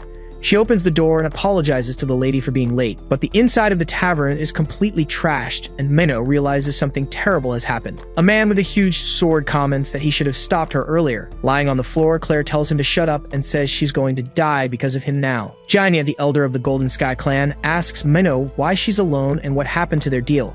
She calls him naive and states that Jawan won't come. She then explains that the reason is simple. He wants to destroy this world. Mino launches an attack with her blades at the men. Jania just smiles and says the witch has lost her mind. He prepares to use his shadow technique and notes that she's only called the Witch of Destruction on the hunting grounds. A shadowy creature appears, and he dares her to summon her beast there. Mino dodges one of the creatures. She hurls her blades at the enemy. Jania wields his sword and prepares to counterattack. With a single strike, he destroys Mino's shadow creatures. The man then advances through the remnants of the shadows. One of his subordinates scoffs, saying she looks more like a stripper than the Witch of Destruction. Jania informs her that the walls are soundproof and orders her to stop fighting and bring Jawan to them. Mino threatens them, saying they will face the wrath of the Black Forest clan. But he grabs Claire's hair and reveals he knows the clan doesn't have a branch in Gorgon. The young woman prepares an ice sword technique. Her attack, however, is blocked by Jania, who calls it a cute little trick. He swears he'll tear her apart himself. Mino just glares at him and calls him a bastard. One of the goons wonders why this scene seems familiar. In a flashback, a voice asks Jawan if he would go back in time if there was a way. Mino then laments, wishing she could go back in time. As Jania prepares the final blow, she wonders if she would have seen the end of the world if she had gone with him. Suddenly, a bright light appears behind her. Jania's attack is blocked by a mysterious force. Two of his goons turn around, surprised by the interruption. Jawan appears and comments that this wasn't how he wanted things to go. Mino asks if he came to save her. She notes that the clothes he gave her didn't fit. One of the men recognizes him as the guy with the fallen soul stones and celebrates not having to look for him anymore. but Jiawon surprises them by asking if they have the dream demon. He demands they tell him where the demon is and bring it to him. Janya wonders if the kid has lost his mind, certain he couldn't take on an entire fortress. Warning Mino to be careful, Jiawon says he doesn't think she'll lose. Calling him arrogant, the man leaps forward with his henchmen to teach him a lesson. Without flinching, Jiawon just stares him down, preparing for a fight. With a swift motion, he fires an energy projectile at his enemies. Surprised by the sudden attack, Janya spins around. He quickly realizes the kid managed to dodge it. The men murmur, wondering if he's an Abyss warrior since they thought he wasn't an adapted player. Recalling the past, Jiawon remembers that only a 5-horned beast had ever dodged his attack before, but he quickly dismisses the thought, knowing it didn't matter. Suddenly, Mino cries out in pain. Screaming Claire's name, she panics. Seizing the opportunity, Janya grabs her by the hair and threatens to kill her if Jiawon says another word. One of the henchmen tells Claire to shut up and hits her across the face. Yelling for Claire to hang on, Mino asks Jiawon if they can still save her. Puzzled, he wonders why she's even asking, since his only target is the dream demon. Grabbing the kid's cape, Mino tells herself that she's human. Amidst flashbacks, she remembers ordinary people living their lives. Then, an intense glow emanates from Jiawon's body. Janya orders his skeletal lackeys to attack. Crying out for help, Claire is turned into a skeleton. With a determined look, Jiawon silently watches the scene unfold. Raising his sword, he summons an intense light. In a devastating blow, he strikes the ground, unleashing a massive explosion of energy. A pillar of light shoots into the sky, tearing through the clouds. The tavern and the entire surrounding area are obliterated by the blast. The beam of light rises in the distance, illuminating the entire city. Startled guards wonder what's happening as they stare at the sky. With a serious expression, Carlton silently observes the scene. He then orders his men to move out. One of Janya's henchmen announces there's a problem. He reports that the soundproof wall has been destroyed and the boss just grunts. As Jiawon and Mino watch, one of the guards orders them to surround the bar. Arriving with his men, Carlton asks Jiawon what is going on. Calmly, the kid remarks that the timing is perfect and accuses the men of violating their precious legal code. Pointing a finger, Jiawon accuses them of violating Article 276, Paragraph 4 of Gorgon's Penal Code. He adds that they are part of a conspiracy, but Mino cuts him off, saying he's the one trying to destroy the world. In a firm voice, Carlton charges them with illegal destruction of private property and kidnapping a resident, announcing they are under arrest. Recognizing the guard's gesture, Janya orders his men to fall back for now. From the inspector's hands, chains of energy form, and he asks if they really think they can escape. Bound by the chains, the men writhe as Janya curses in anger. Materializing a weapon, Carlton holds it firmly. In a cold tone, he warns them that resistance is futile. Even so, one of the henchmen breaks free and attacks him, but the blow is easily blocked. Amidst the tavern's rubble, Carlton and Janya face off. Their weapons clash in a stalemate of strength and determination. With a precise cut, Carlton's blade cracks the enemy's sword. From behind, Janya charges and yells for him to die. Summoning the chains again, the inspector slams them into the ground. The impact opens a colossal crater in the ground. When the dust settles, a hole in the tavern's ceiling is revealed. One of the henchmen, exhausted, surrenders and admits defeat. Calling him naive, Carlton says it was a wise choice nonetheless. Right after, he throws a spherical object towards the others. Upon hitting the ground, the artifact releases a dense purple smoke. The burst of smoke engulfs the entire area. Startled, one of the men is shocked to realize the boss used the black cloud. He mentions that one of his comrades inhaled the gas, and Janya scolds him for not wearing his mask properly. Suddenly, a mysterious voice expresses surprise that he used the black cloud without the Ark's permission. Sia Lang Hook, an elder of the Golden Sky clan, asks if the Witch of Destruction is really that strong, recalling he wanted to capture her alive. Janya explains it was because of the silver chains, and Sia Lang asks if the annoying man is present. Laughing, he celebrates that the stubborn man inhaled the black cloud, claiming it will be a great show. Suddenly, Sia Lang senses something strange and calls out to Janya. Turning to Jiawon, Mino asks who he really is. The kid's sword begins to vibrate, filled with intense energy. With a devastating strike, he dispels the entire black cloud. Stunned, Janya and his henchmen wonder who this kid is and how he survived the deadly smoke. In an astonished tone, the elder states that not even someone from Nakmyeon could pull that off. In silence, Jiawon watches the scene beside Mino. Then, he turns to the newcomers and asks if they are also with the other group. Snapping his fingers, he grumbles about how annoying this whole situation is. Ready for battle, Jiawon maintains a serious expression. Reluctantly, he uses an item, muttering that he hates relying on them. The power of Garnak manifests, and a monstrous creature appears before the men. Screaming in terror, one of the henchmen asks what that thing is. The beast charges at Jiawon, putting him at the center of its attack. The impact of the blow tears through several men, ripping them in half. With steady steps, the kid walks calmly among the fallen bodies. Watching the scene, Sia Lang wonders if he himself isn't a monster. Ordering them to face him, Janya tries to retreat and escape. He stops, panting, trying to catch his breath. His eyes fall upon the bodies of Janmyeong and Janmang. He grinds his teeth, unable to accept that it all ended like this. A voice echoes, saying there's still a way to get out of there alive. Approaching him, Jaewon demands that he reveal where he hid the dream demon. With disdain, Janya replies that telling him will change nothing, as long as they let him go. He explains that once the kid discovers the truth, he will wish he were dead. In silence, Jaewon stares at him, not understanding who he's talking about. Lying on the ground, the man realizes he's doomed and that there's only one way out. Biting a stone of fallen souls, he activates the item he had hidden. Recognizing the object, Jaewon comments that everyone here seems to be addicted to drugs. In a distant memory, Mino says she understands why he thinks that. She explains, however, that those aren't drugs, but the only way to contain spiritual contamination. Janya's body begins to twist and swell grotesquely. His face cracks as the girl says that no one wants to become one of the undead. Transformed into a monstrous creature, he unleashes an overwhelming wave of energy. The ground trembles and screams of terror echo all around. Rising before the terrified civilians, the monster faces its victims. In a brutal charge, it rushes into the crowd. With a devastating blow, it throws several people to the ground. Without mercy, it continues its assault, stabbing and killing helpless civilians. The creature's eye glows brightly in the darkness. Then it realizes the world around it has become a desolate landscape overrun by the undead. Lifting its gaze to an entity in the sky, the monster questions the value of dignity in a world like this. Declaring victory, it claims it can now do whatever it wants. Its red eyes meet a pair of golden eyes staring back from the darkness. The creature spots Jaewon, calls him a bastard, and lunges to attack. However, the dark tentacles slice through the air, completely missing their target. Motionless, Jaewon stands amidst the attack, untouched. His golden eyes radiate an intense light. In silence, he wonders how humans could even exist in a world like that. The strangeness of the situation makes him analyze the enemy carefully. Even using suspicion, he realizes he can't see the monster's true nature. Still, he decides it doesn't matter and unsheathes his sword. With a steady motion, he points the blade at the creature. He concludes that, in the end, it makes no difference at all. Raising his hand, Jaewon fires a blast of energy. The blast hits the monster square in the face. Thrown backward, the creature's body disintegrates from the impact. Its head falls to the ground completely still. A dark liquid oozes from its remaining eye. In a distant memory, two people run through a snow-covered forest. In the present, Jaewon notices it has started to rain. The raindrops fall on the fallen creature, washing away the blood. Little by little, the monster's body turns to dust and disappears.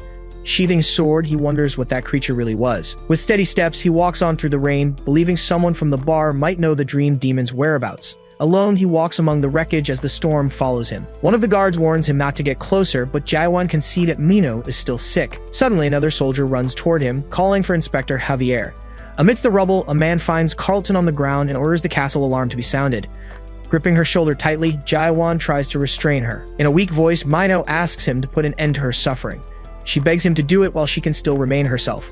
He wraps his arms around her, reminding himself that this woman is human. The image of her smile flashes through his mind, and he doesn't understand why his suspicion falters. He also doesn't understand why oblivion vanishes whenever he's near her. Even so, his hand reaches for the hilt of his sword. He tells himself there's no room for emotions on his journey and that he won't hesitate. But Claire intervenes, shouting for him to wait. She says it might not be too late and that they need to get her to the hospital. Almost in tears, she begs him to wait just a little longer. Under makeshift white tents, guards watch over a makeshift building. Claire asks if Mino will survive, and a voice replies that there's no hope if the transformation continues. Just then, Jaewon hears an alarm echoing throughout the city. A level 4 alert is issued in Gorgon, warning of hostile creatures appearing in the castle. Amid the panic, people run desperately as they are instructed to evacuate immediately. A man approaches a guard and asks where they should go. Suddenly, the soldier's body begins to swell, deforming into something monstrous. Black tentacles erupt from his body and lunge at the civilian. Completely transformed, the guard becomes a creature covered in tentacles. From the monster's body, small winged creatures emerge in swarms. In another part of the city, warriors fight bravely against the aberrations amidst the chaos. A man with long hair and a massive blade watches the battle from a distance. Claire approaches Jaewon and asks if he's the man Mino was talking about. She accuses him of ignoring the rules of this world and judging who is human and who is not. But he replies that he knows people like her well as he has met some before. Gently, Claire touches Mino's head and says that people didn't adapt out of ignorance, but out of a lack of choice. Jaewon corrects her, stating that what they lack is courage. Intrigued, Claire asks what kind of courage that would be. He explains it's the courage to seek higher ideals and a greater justice, and she concludes that this is what he seeks. Admitting she isn't brave enough to understand, Claire still says she knows one thing. Claire states that this is precisely what makes him dangerous. She confesses that although she wishes he wouldn't leave, he needs to go. The tavern keeper explains that his mere presence gives people hope, but warns that the longer he stays, the more miserable everyone will become. In the midst of her pain, Claire grits her teeth and yells that she can't stand people like him. Mino, still weak, opens her eyes and with a faint smile asks him not to give up on this world. Jawan then turns and asks one of the guards how much medicine is left. The man replies that they use most of it to stabilize the castle lord and the rest is not enough. Hearing this, Jawan orders them to gather all the available medicine. As he watches the preparation, he sees a beast's horn being ground in a mortar and realizes what the substance is for. Soon, Carlton's body begins to convulse, and a guard shouts for him to resist, as not even a three-horned beast can purify him. Jawan asks if there isn't a way to reverse the transformation.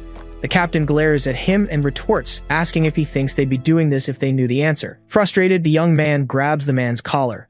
He then touches Carlton's face to try and wake him, and the captain scolds him for his insolence. Even so, the man just grumbles as he watches the scene. Carlton regains consciousness, and upon seeing Jawan, grips his hand tightly. In a trembling voice, he begs him to end his condition, saying that only he can do it. Confused, Jawan questions the request, and Carlton cites the article in Gorgon's law which decrees that anyone whose soul begins to corrupt must be neutralized. He just watches him in silence, admiring his loyalty to the very end. Then, he mutters that if he had more people like him by his side, he wouldn't have been trapped in that tower for 40 years. An alarm interrupts the moment, announcing that Carlton's spiritual contamination level has reached 94%. The system warns that he will soon transform as his skin begins to distort. Suddenly, a firm voice orders everyone to stand back. A man in golden armor appears, Yahello, captain of the eradication unit. His presence leaves the captain of the guard stunned. Yahello then rests his hand on the hilt of his weapon and recites Article 1, Paragraph 4 of Gorgon's special law. With a resolute gaze, he declares that according to the law, he must immediately eliminate Inspector Carlton Javier. So Jahello raises his sword to stop the doomed Carlton Javier, but a firm hand grabs the blade, stopping the decisive blow. This act leaves the captain completely stunned. The intruder claims the prisoner can't be defeated, as there are still questions to be asked. Jahello, impressed, questions who this man could be to have blocked his sword with his bare hands. He justifies his action by saying the inspector will become a dangerous 5th stage being. The stranger simply asks if he's really seeing him transform. Soon after, he shows a Garnak horn and suggests using it, filling one of the officers with hope. But the mysterious man crushes the valuable item in his hand, leaving the soldier shocked by his action. The horn's powder is sprinkled over the inspector and Mino, causing the contamination on their skin to stop spreading. Relieved, James notices that his subordinate Javier's contamination meter has stopped rising. Another guard, however, is alarmed by the woman's condition. He shouts her name, warning that her body is too weak to stop the transformation. Then, an alarm sounds, warning that the contamination has surpassed 95% and can no longer be stopped. The woman grabs Jahir, screaming, demanding they call Cheonghyo to use the corruption cut. The stranger hears it explained that this attack directly stops the contamination. Naven is held back by guards and says the doctor is too busy at the castle to be summoned for just this. Jahir turns to the other man, states there's no choice and orders him to step aside. The young man just stares back at him with a firm gaze. He then slowly places his hand on his own sword. Jahir notices the movement, but the stranger says he will neutralize the girl himself. He then draws his blade and points it at Mino, arousing everyone's suspicion. Naven panics and screams for him to stop what he's doing immediately.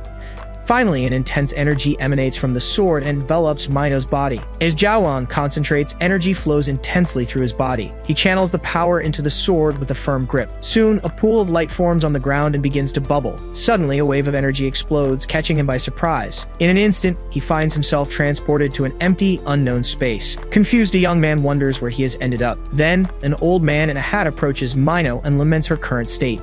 He extends his hand to the young woman's face, promising to help the poor child. Suddenly, the elder raises his gaze, suspicious.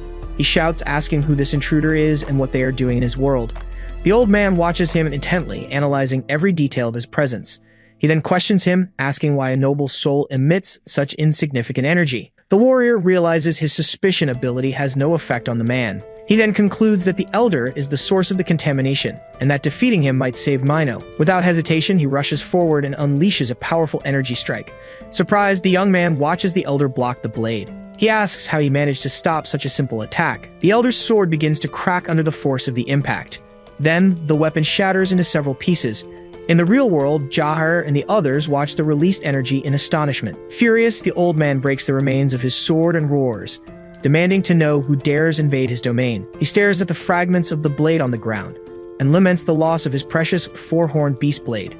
In an accusatory tone, the elder blames him for destroying his weapon, but the other retorts that he broke it himself. The scene then reveals the old man sitting on the bed, introducing himself as Cheonghyo, the Doctor of Perdition. Jahir, astonished, asks what he's doing there. The doctor replies that he couldn't let someone so beautiful be defeated. The answer leaves the captain completely speechless and confused.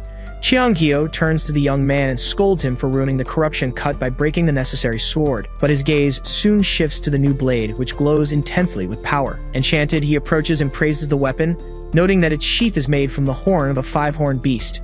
When he tries to touch it, the young man firmly grabs his hand and stops him. Then he asks if it's possible to save her by using that sword. With a slight smile, the doctor replies that of course it is.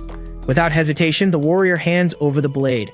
His trust in a complete stranger surprises everyone. One of the onlookers remarks that he must have great faith in his own abilities. Chiang-hyo wields the sword and comments on the unusual energy emanating from it, as well as from its owner. Jaehae and the others watch the scene, stunned. A powerful energy begins to completely envelop the doctor's body. He brandishes the blade, leaving a trail of dark energy in the air.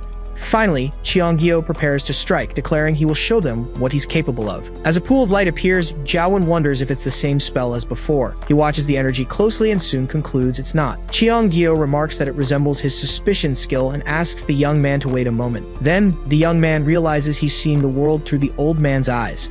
He quickly notices the weakened state of the aged body. Worried, he asks if Chiang-hyo is alright. The old man complains he doesn't have enough mana because of the castle's lord. Suddenly, the space around them begins to shake violently. Chiang-hyo watches his drawing fall apart and mourns the loss. Lying on the ground, he apologizes for the embarrassing situation. The warrior grabs his sword, leaving the old man completely surprised. The doctor calls him a fool for trying to copy the undead slash without understanding this world. The young man replies that he's not good with slashes, but he tightens his grip on the hilt, saying that even an imitation will do. Chiang-hyo yells for him to stop, warning that the undead slash is no ordinary technique. Claire glares at him and states that he's not brave, just reckless. She remarks that she can't stand people like him, but the swordsman just tells her to shut up. A dense energy envelops his hand as he declares it's the first time in his life that he's drawing his sword not to fight, but to save someone. The doctor watches him, shocked, and says that it can't be true. Amidst the tension, he tries to remember what she looked like. The tip of the blade touches the ground as the memory surfaces in his mind. Then, the young man swings the sword in a swift motion. He remembers Mino as a stubborn but kind-hearted warrior, and he also recalls that she was someone incapable of betraying others. Afterward, he stands up and feels that something is still missing. He looks to the side with an expression of sudden realization. With the tip of his sword, he draws cat ears on the ground. He completes the drawing of Soil, remembering her trust in people and thankful that he recalled her beauty mark. An intense light begins to shine from under Mino's bed. Back in the real world, Jaewon reappears beside her as the light fades. Mino slowly opens her eyes and gives a gentle smile. A guard announces that the contamination level is dropping, leaving Jaehae and Chiang-hyo in disbelief. The swordsman asks if she's okay, while Claire cries with relief in the background. Chiang-hyo approaches and asks who he is, noticing that his energy has diminished. Next, he asks where he learned to perform the undead stab. Jaehae, surprised, turns to the doctor and wants to know if the technique used was really the same as the undead slash. Chiang-hyo confirms that it was, though he hates to admit it. Jaehae states that such a technique is not a skill, which means that Jaewon. It's soon revealed that he must be an awakened, just like Jaehae himself. It's explained that the Awakened are people unaffected by the system's rules, individuals who gain power by refusing to adapt. They are strong enough to upset the balance of power and chaos, and there are very few of them in the entire Great Realm. The captain understands how the young man managed to use the technique, but Chiang-hyo warns him, saying they still know nothing about the boy. Even so, Jaehae reminds the doctor that he himself mentioned they could save the castle's lord if they found someone else who could use the slash. He insists that nothing is more important than the sovereign's life. Suddenly, Cape flutters in the entrance, announcing a new arrival. A firm voice declares they have permission from the council and orders everyone to stand back, leaving Jaehae surprised. Then, a man in dark robes appears, revealing himself as the captain of the Dark Soul unit. He is introduced as a 5th stage player and the Prime Minister's guardian. Jaehae questions his presence, since his unit doesn't usually deal with the undead. However, the captain kneels before the swordsman and greets him as a messenger from the Nakmyeon clan. He invites him to the castle, leaving Jaehae and Chiang-hyo completely baffled by the situation. Meanwhile, Jaewon wonders if the man is really telling the truth about the Nakmyeon clan. Soon, the scene shifts to a large castle bathed in sunlight. A man greets him, saying it's a pleasure to finally meet him. Lacing his fingers together, he offers to introduce himself before getting down to business. He reveals his name, Jurgen Cheever, the Prime Minister of the Gorgon Fortress. The visitor introduces himself simply, and Jurgen comments that he's as quiet as Dr. Chiang-hyo had described. Next, the minister asks directly if he is truly a messenger from the Nakmyeon clan. The negative answer surprises the captain of the Dark Soul unit, though Jurgen seems to understand. Chiang-hyo interrupts and explains that the stones the young man possesses are proof of clan affiliation, questioning how he got them. Holding one of the stones, the warrior claims he found them and asks what happened to their owners. Jurgen coldly replies that they are gone, shocking Jaehae, who wonders what could have happened to members of such a powerful family. Then, Jae-won coldly states that he defeated them himself, making the captain leap from his chair in anger. Jurgen urges for calm and says he's sure the young man had his reasons, leaving the others speechless. The swordsman explains that he was attacked first as they wanted to steal his horn, and that he merely defended himself. The minister reflects that the Nakmyeon clan has always been greedy and understands what happened. Finally, he turns to the young man and asks him to tell him more about what he's been doing since he entered chaos. The young man just listens to the recap of events, his gaze firm. Jurgen continues, stating that he managed to copy the doctor's technique after seeing it only once. Jae-won nods and says he understands. Cheong-gyo, in disbelief, asks if the Prime Minister really believes that unlikely story. With a slight smile, Jurgen explains to the doctor that to earn someone's trust, you must first trust them. He then asks the swordsman for permission to ask a few more questions, and the young man agrees. The minister stares at him with a serious and curious expression. Then he asks if his physical body is still alive right now. The sudden question leaves him completely surprised. He explains that when he neutralized the Tower of Nightmares, he was still a spirit, and perhaps the Tree of Illusion sent him to chaos by mistake. He concludes that his physical body is likely still alive on Earth. Right after, he asks Jurgen how he knew he hadn't died. The Prime Minister replies that it was because of how he described his arrival in chaos as an event beyond his control. Jurgen adds that no one in that world describes their own end that way. He then asks if he hesitates to reveal his identity out of fear of someone, to which the young man replies, maybe, maybe not. The minister, in turn, reveals he has an apology to make. He confesses that his men have been watching him for the last 4 days, and the young man confirms he knew about the man on the roof. Jurgen admits he's more skilled than he imagined, but reveals he has discovered a few things. He slides his finger across an information panel. Several reports appear describing his feats and classifying him as an SS-level danger target with unknown power. The minister looks at him and asks if he knows what they call someone like that. Cheong-gyo immediately shouts that he's reckless, while Jaher shows confusion about his true nature. Jurgen, however, states that some call him a hero and others reckless, but he declares that he prefers to call people like him protagonists. The young man is confused by the term, and the minister explains that protagonists are usually famous. Extending his hand, he comments that since Jae-won isn't well known, someone is preventing information about him from spreading.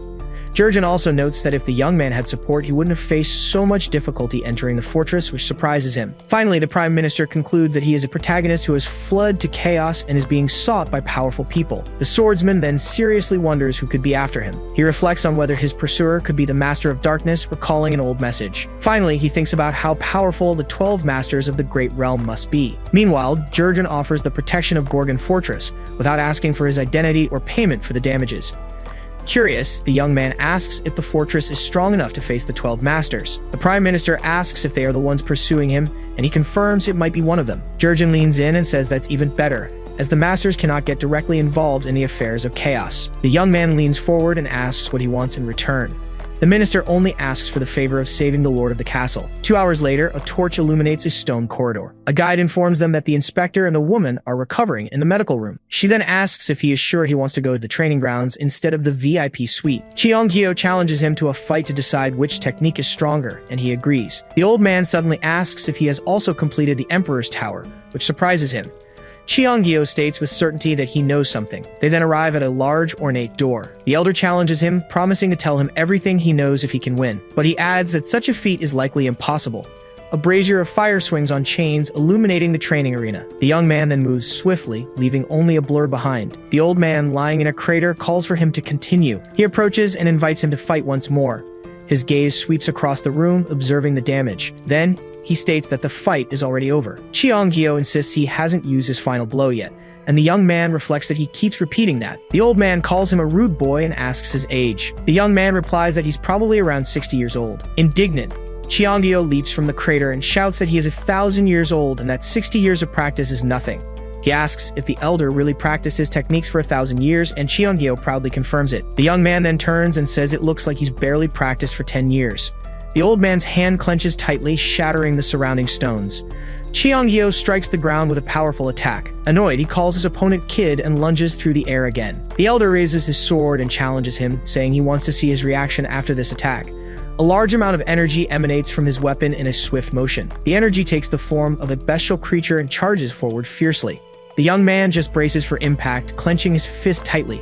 He stares down the immense energy creature as it approaches to attack him, and then Jiawan unleashes a wave of energy that expands and nullifies the creature's attack. As the power pulses intensely in his fist, he focuses completely. The impact of the collision drags him back, leaving deep marks on the ground. On the other side, Qiangyou lands and congratulates him, saying it wasn't bad at all. Despite this, the young man wonders how that old man can be so strong, having used only a normal strike. The elder praises him for the technique and asks for its name. Firmly, he replies that it's called a normal strike, which the other finds arrogant, implying there's an even more powerful technique.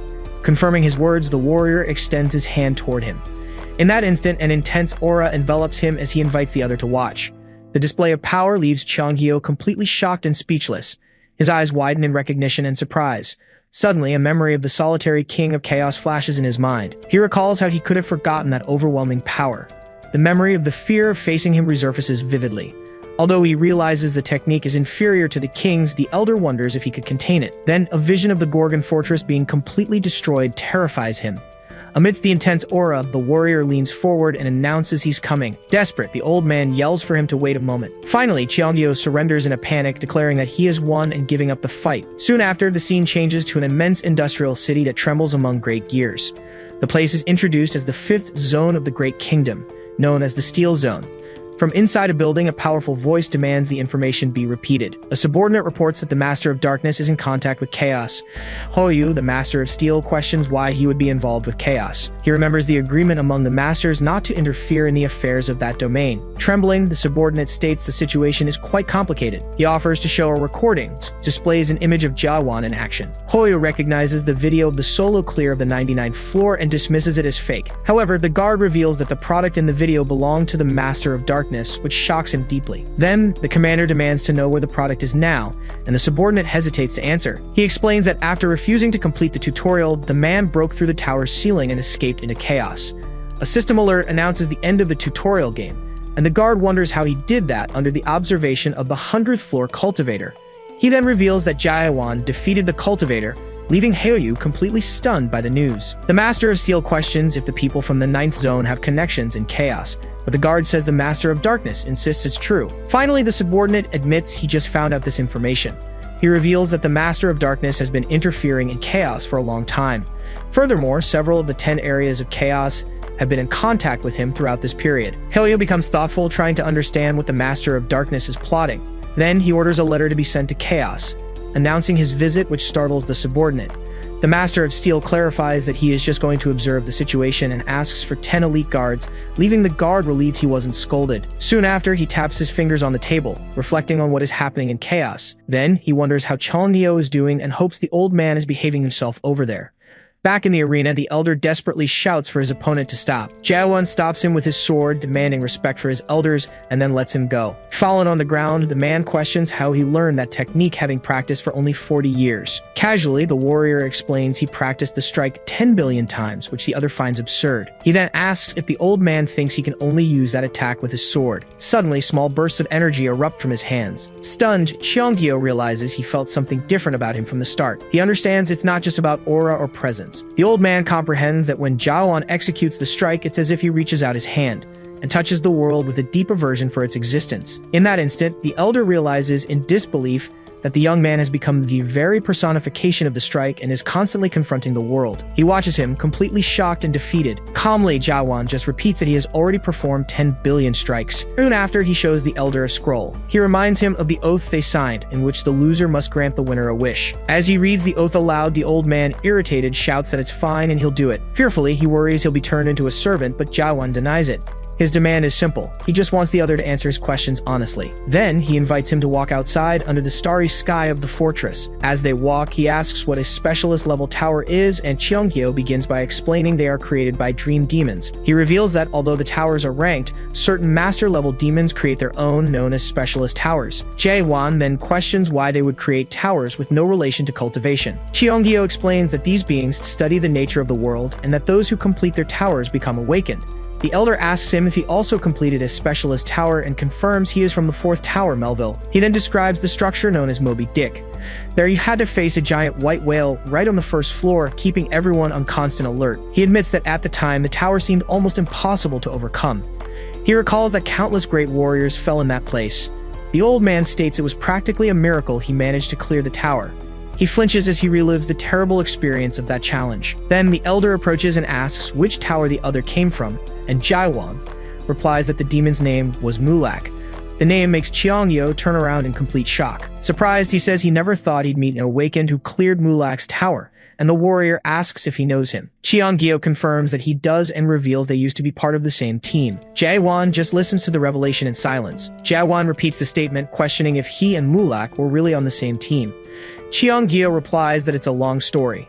He then suggests they take a walk to talk more calmly. The scene shifts to a festive, brightly lit street at night. They find several people sitting at tables, drinking and chatting happily. A man serves a skewer of one-horned beast at one of the tables. Cheonggyo approaches and asks the vendor if he's now running an outdoor food stall.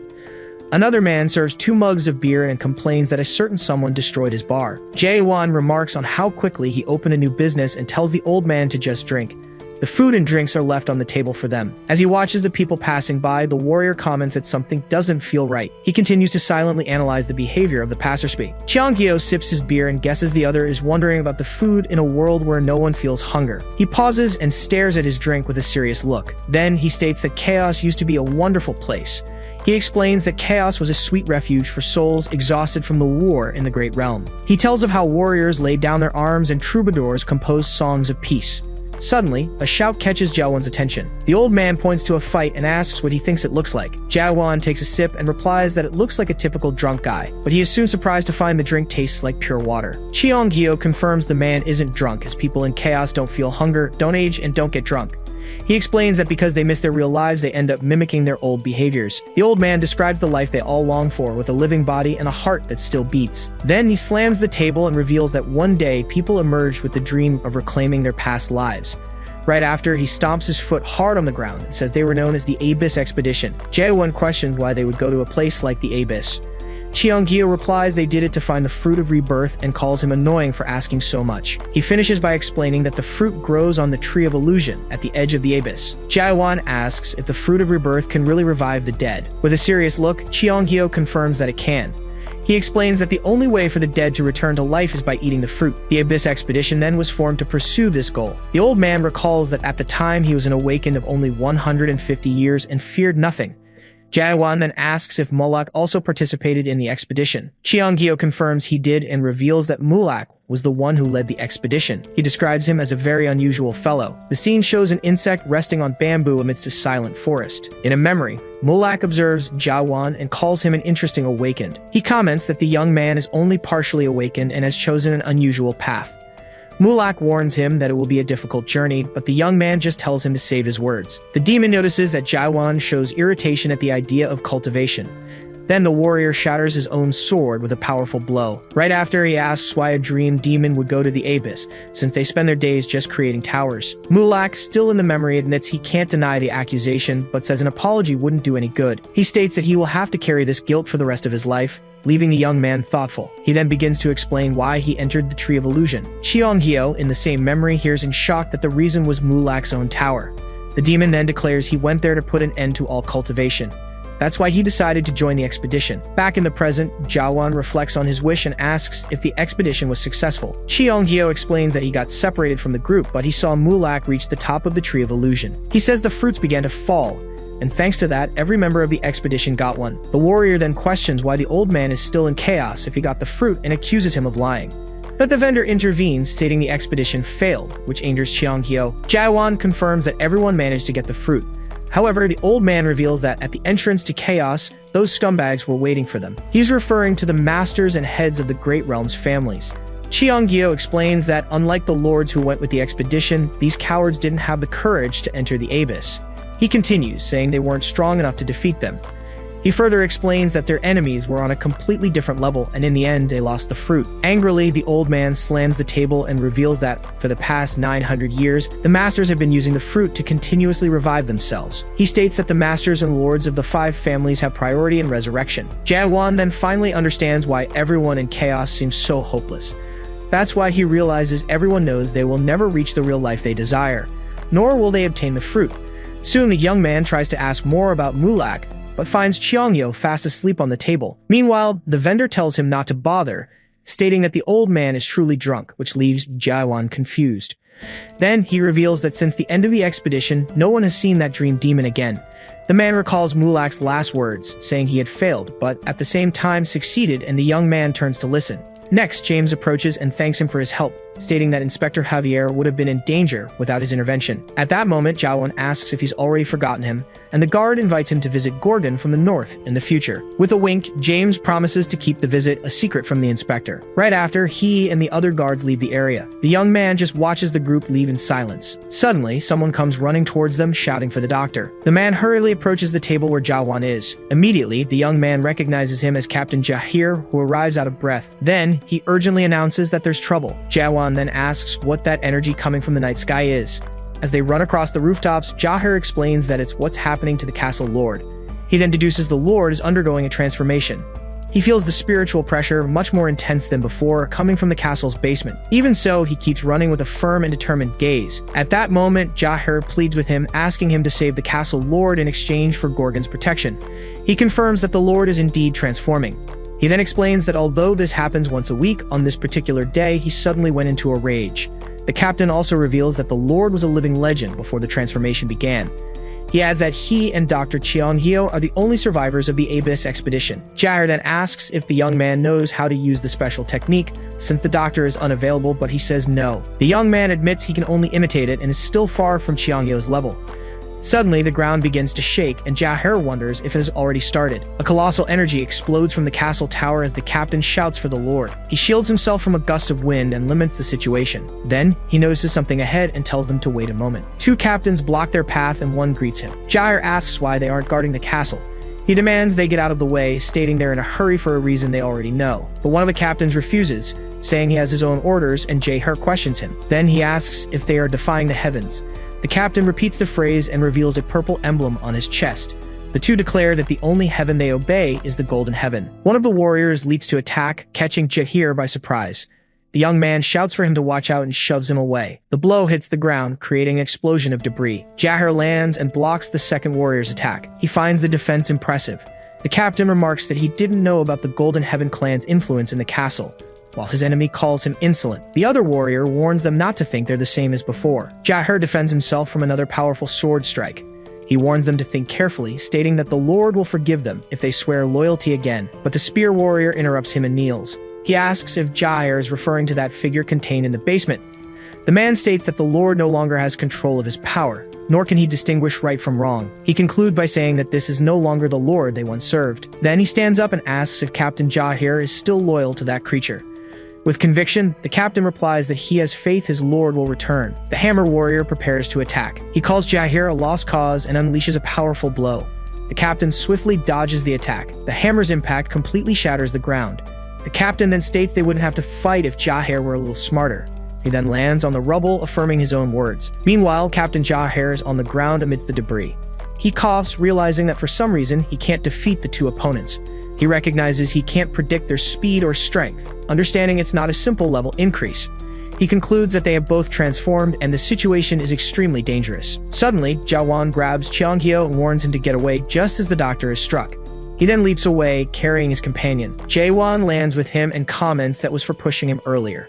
He then turns to face the two opposing captains. One of them asks if he's the one who knows the special technique, and the young man simply dares him. The warrior sizes him up, doubting his strength and thinking he couldn't even land a decent blow. Then he repeats the word blow with a surprised expression, but Jaiwan appears before him in an instant, asking if this is what he meant. The two captains are completely shocked by his speed. Immediately after, the young man lands a direct hit on his opponent. The warrior is thrown backward and the impact damages the ground. The other captain, startled, asks if he belongs to the guard unit. Without answering, Jaewon charges at the remaining warrior, who readies himself for battle. He then advises him to learn how to defend himself first. Then he shatters the spear with a single devastating blow. His opponent quickly retreats to create distance. He then counterattacks with the remaining shaft of the weapon. The warrior unleashes a flurry of attacks, calling him weak, while Jaewon notices his energy growing. He questions the source of that power, but concludes it's not driven by negative emotion. The warrior, his mask cracked, asks if someone like him really thinks he can save the Lord. Jaewon calls him naive and states that he's not the one who saves people. He says that's Dr. Cheonghyo's role. However, he leaps onto his opponent's spear. Jahir and the doctor just watch the scene in silence. The young man launches himself into the air, positioning himself above the warrior. Then he declares that it's a different story when it comes to neutralizing a threat. Meanwhile, a dark energy begins to emanate from a hallway in the castle's basement. There, Jurgen Cheever and another man watch the scene with apprehension. Cheever mentions it's only been a day since the cut was used. In the past, the Lord would thrash within the energy, confused about what was happening. However, Dr. Cheongyo's visit had slowed the transformation and weakened the Lord's energy. Now, Jurgen wonders why he's gone mad again, since they were only a month away from curing him. In another memory, Cheongyo explains that Jaehwan isn't ready and that the Lord is resisting through sheer willpower. He also believes the young warrior's cut might be strong enough in a month and suggests they try it together. Jaeher then looks at Jaehwan, thinking that knowing him, it just might be possible. Back in the basement, the mage grinds his teeth as he connects the dots. He realizes some people knew about Jaehwan and regrets that there has been a traitor among them ever since. Meanwhile, elsewhere, a man reports that people capable of handling spiritual contamination have appeared. His master, in turn, smiles and says he will see them personally. Surprised, Jurgen warns him that anything involving spiritual contamination is dangerous, but the master just laughs and asks him to have a little more faith. He then reminds him of who he is, a survivor of the war, and he states that although they lost, his duty is to continue protecting the people of Gorgon. The castle lord then appears in his current state. He had gone to inspect the outer castle. However, his spirit was suddenly contaminated, and he had to be carried back. At that moment, Jurgen recalls that someone was with the Lord the entire time. Then, he glances to the side with a serious expression. Soon, an older man asks if Mayhen did something to him, and warns them to prepare for a critical moment. However, one of them argues that it's too dangerous, and they should wait for the doctor, but the other says Gorgon will be lost if they wait. The man then confronts him, saying they can't use the undead cut without the doctor, and questions him. The elder replies that not even all of them together could defeat him, and the other asks what the plan is. At that moment, he announces they will create an undead seal, leaving Jurgen shocked. Still, the mage refuses, but the other insists it will be too late and that they must at least preserve the Lord's mana. Then the subordinate reminds him they don't have a Fallen Soul's stone for the seal and calls him Prime Minister. The Prime Minister replies that he knows all about the stone and tells him to stop pretending. Suddenly, a dark figure emerges in the hallway, and he says that he has finally appeared. Soon, a masked man reveals himself, and Jurgen recognizes him as the captain of the Dark Soul unit, and so he despairs upon realizing he has been betrayed by the Prime Minister's office. Meanwhile, the captain holds a box containing Jaehwan's Fallen Soul's stone. The Prime Minister then declares that Gorgon's future is at stake and asks why the stone was hidden. Jurgen then reminds him that he knows what would happen if the Lord became an undead. He then accuses him of wanting to turn the castle lord into one. He also reminds him that he himself saw the threat a single medium-sized undead pose to Gorgon. He describes it as a natural disaster and asks if that's what he really wants. Still, the mage admits the Lord is enraged and the doctor isn't present. He agrees the situation is delicate, but remains hesitant. He then argues that only people from the Nakmyeon clan can create an undead seal, and it's too late to summon them. However, the Prime Minister tells him not to worry about that. He then reveals that he found people who learned the skill as hooded figures approach. The mage notes they don't belong to the Nakmyeon clan, but the Prime Minister assures him they can create the seal. Then the figures begin a ritual, and he realizes something is wrong. He immediately understands that if they create the undead seal now, all of the castle lord's mana will flow directly into the stone. And he remembers that whoever possesses the stone will inherit that mana and become the new Lord of Gorgon.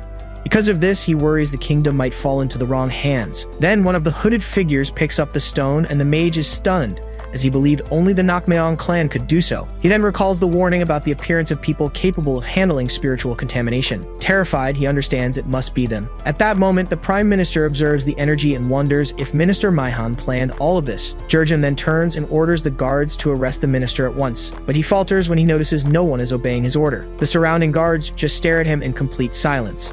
And that's when he finally understands what's happening. Fallen to the floor, he concludes that they are all in on it. As the figure approaches with the stone, the mage realizes there's nothing he can do. Finally, he just apologizes to his lord. Soon after, the hooded figures begin the ritual, channeling energy toward the castle lord. He laments that through his own complacency, he failed to protect Gorgon. Then he falls to his knees apologizing, and overcome with guilt, he weeps and repeats his apology. Suddenly, the basement ceiling explodes. A huge explosion of energy erupted. Debris flies and one of the cell gates crashes down. Meanwhile, the entire castle begins to shake from the impact. On the ground, one of the men coughs and asks what happened. Soon, everyone gets up and the Prime Minister asks who did that.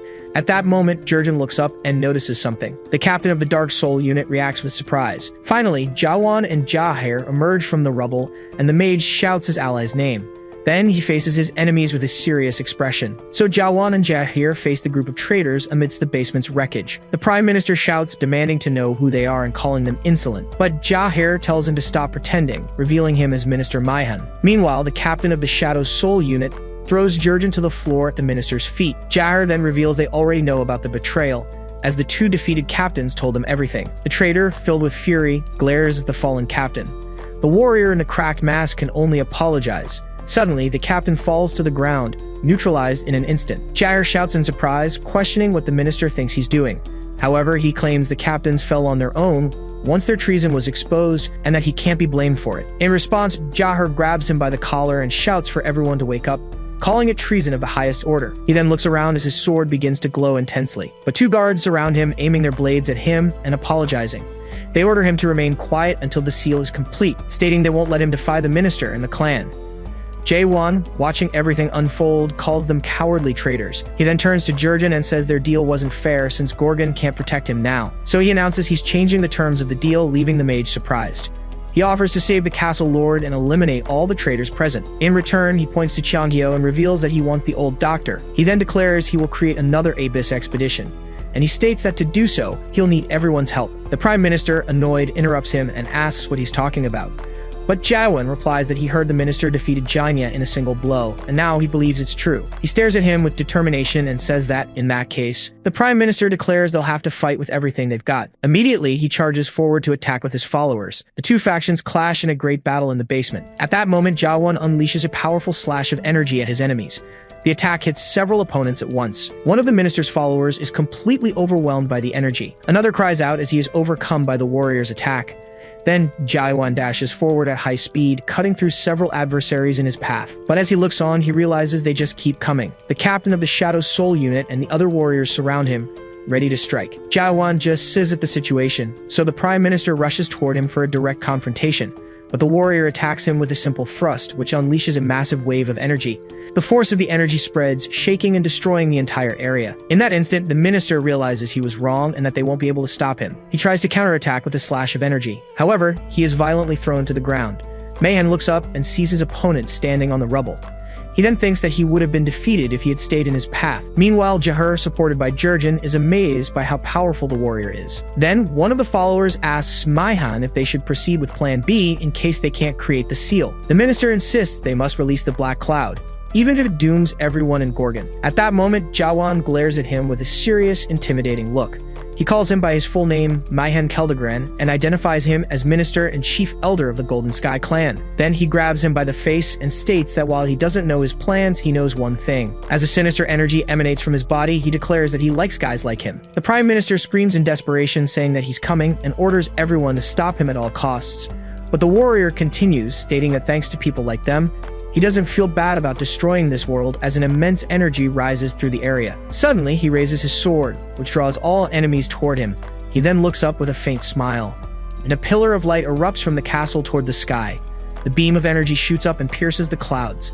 The energy then expands and explodes in the sky as the minister watches. Meanwhile, Jahir rushes over to help him up from the ground. In the background, Jurgen remembers the unwavering hope the Lord mentioned. In a distant memory, the castle lord tells him that the people of Gorgon need an unwavering hope. The beams of energy then rain down on the minister's followers. The Lord adds that this hope cannot be brought down by anything.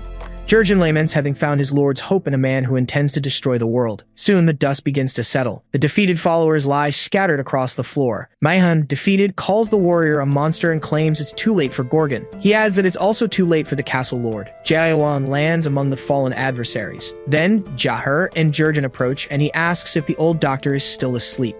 Jahir replies that he won't wake up, and the warrior grabs him without hesitation. He then hurls him forcefully against the wall as Jahir shouts and questions him. Suddenly, Cheonggyo awakens, complaining of pain, and Jaewan comments that he should have woken up sooner. But before they can react, the castle lord's hair begins to move on its own. Then his hand also moves as a notification warns that his contamination has exceeded the limit. Meanwhile, a warning announces that the spiritual contamination has exceeded its limit as the system calculates the danger level. Jahir cries out for his lord, but the system fails to complete the calculation. Soon, Cheonggyo watches the scene as the system confirms the verdict: giant undead. Then, Gorgon's automatic alarm activates, echoing throughout the city. Immediately, people run through the streets in a panic. A guard orders everyone to evacuate, ensuring no one else gets hurt. He then looks up at the castle, wondering what is happening. At that moment, a dark and sinister aura begins to envelop the entire fortress. Cheonggyo reacts quickly, ordering Captain Jahir to get the Prime Minister out of there. The warrior agrees. Right after, the doctor asks Jawan to stay and help him, complaining that his thrusts are too sharp. But the young warrior just yells for them to stop talking and charges forward with his sword. Then, the two of them leap together toward the castle lord. With all his might, the doctor swings his blade, delivering a powerful blow against the target. In that instant, a memory surfaces of Jurgen telling the lord he's had enough to drink, while Jahir encourages him. Another memory shows Cheonggyo explaining that to use the undead sever, one must imbue it with memories. He continues, saying that with enough memories, it would be possible to stop the undead transformation. But in the memory, the old man sighs and backs away. In the past, he sees his lord in a dark place and calls out to him. However, the figure in front of him begins to slowly contort. Suddenly, two red eyes glow in the darkness, and he realizes, terrified, that this thing is not the real castle lord. In the present, the lord's eyes glow again with a crimson light. Cheonggyo shouts that something is wrong, calling Jawan old man to warn him. In that instant, the warrior realizes that being is no longer the castle lord. He understands that another presence has taken control as the chains begin to break. Soon, the restraints break completely. The lord's body begins to distort and swell into a grotesque form. Jae-won and the doctor watch the transformation on high alert. Then, a single red eye glows from between the deformed being's hair. The skeletal creature begins to float in the air, enveloped by a dark energy. At that moment, Cheonggyo yells that this isn't the castle lord, as he recognizes the entity before them.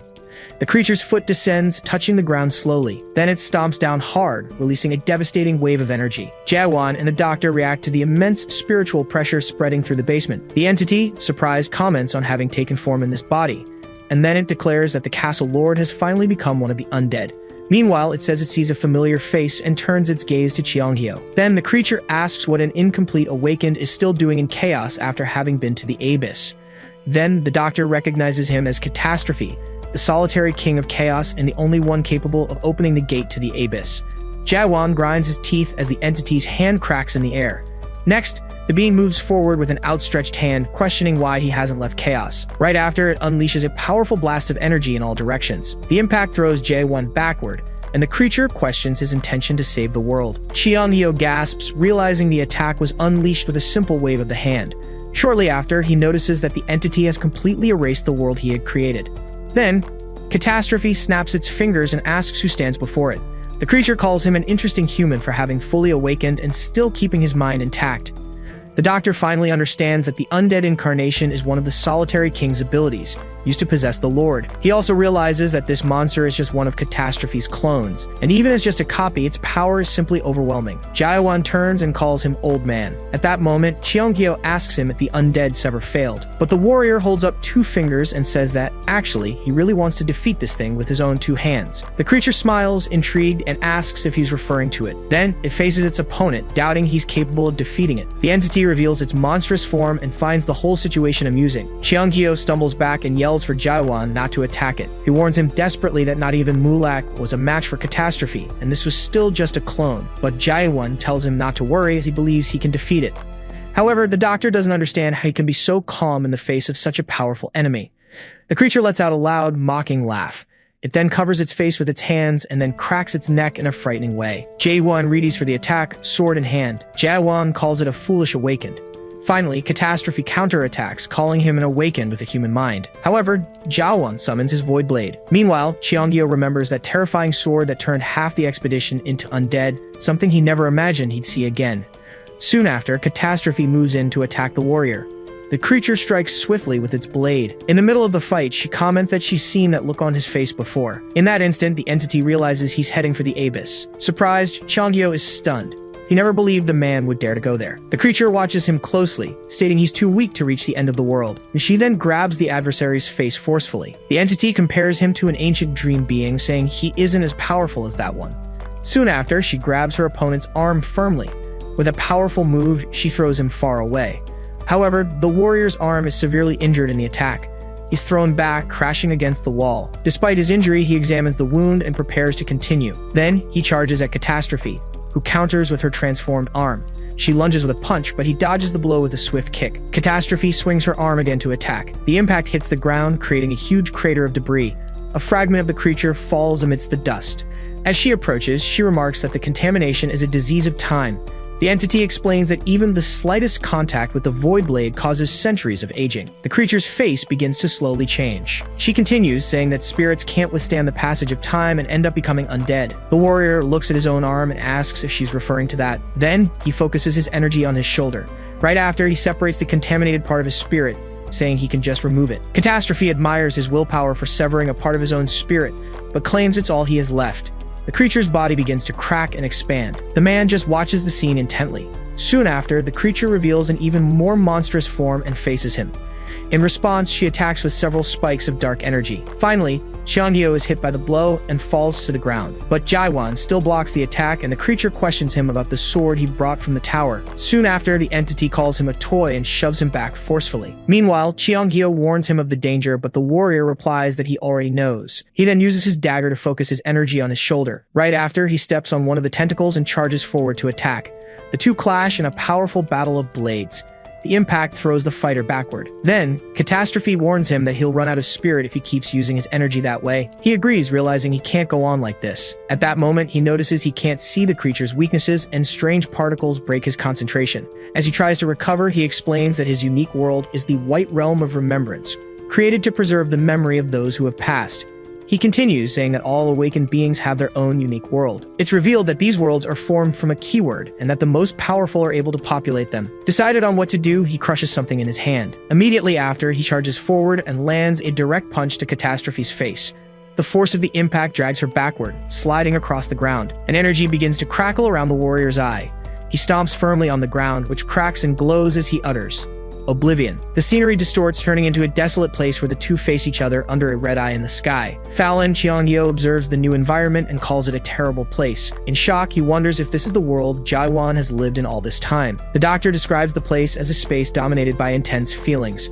He concludes that all this feeling is directed against the world itself. Catastrophe looks up at the eye in the sky and exclaims that this is her opponent's ideal. The creature finds the situation amusing and lets out a sinister laugh. In that instant, the warrior hits her with a powerful punch to the face. He realizes the annoying particles have vanished. The blow damages the creature's face. However, energy tentacles emerge from the ground to trap him. Quickly, the fighter spins his body and breaks free from the restraints. Catastrophe comments that he keeps fighting, but he still doesn't know how to finish her.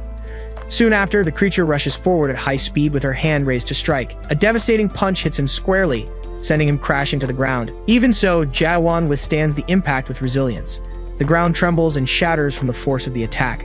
However, Catastrophe presses him against the broken ground. Frightened, Qiangyou wonders what is happening. Meanwhile, the terrain continues to crumble under their colossal strength. The creature sinks him into a dark liquid, stating that he refuses to abandon his own feelings.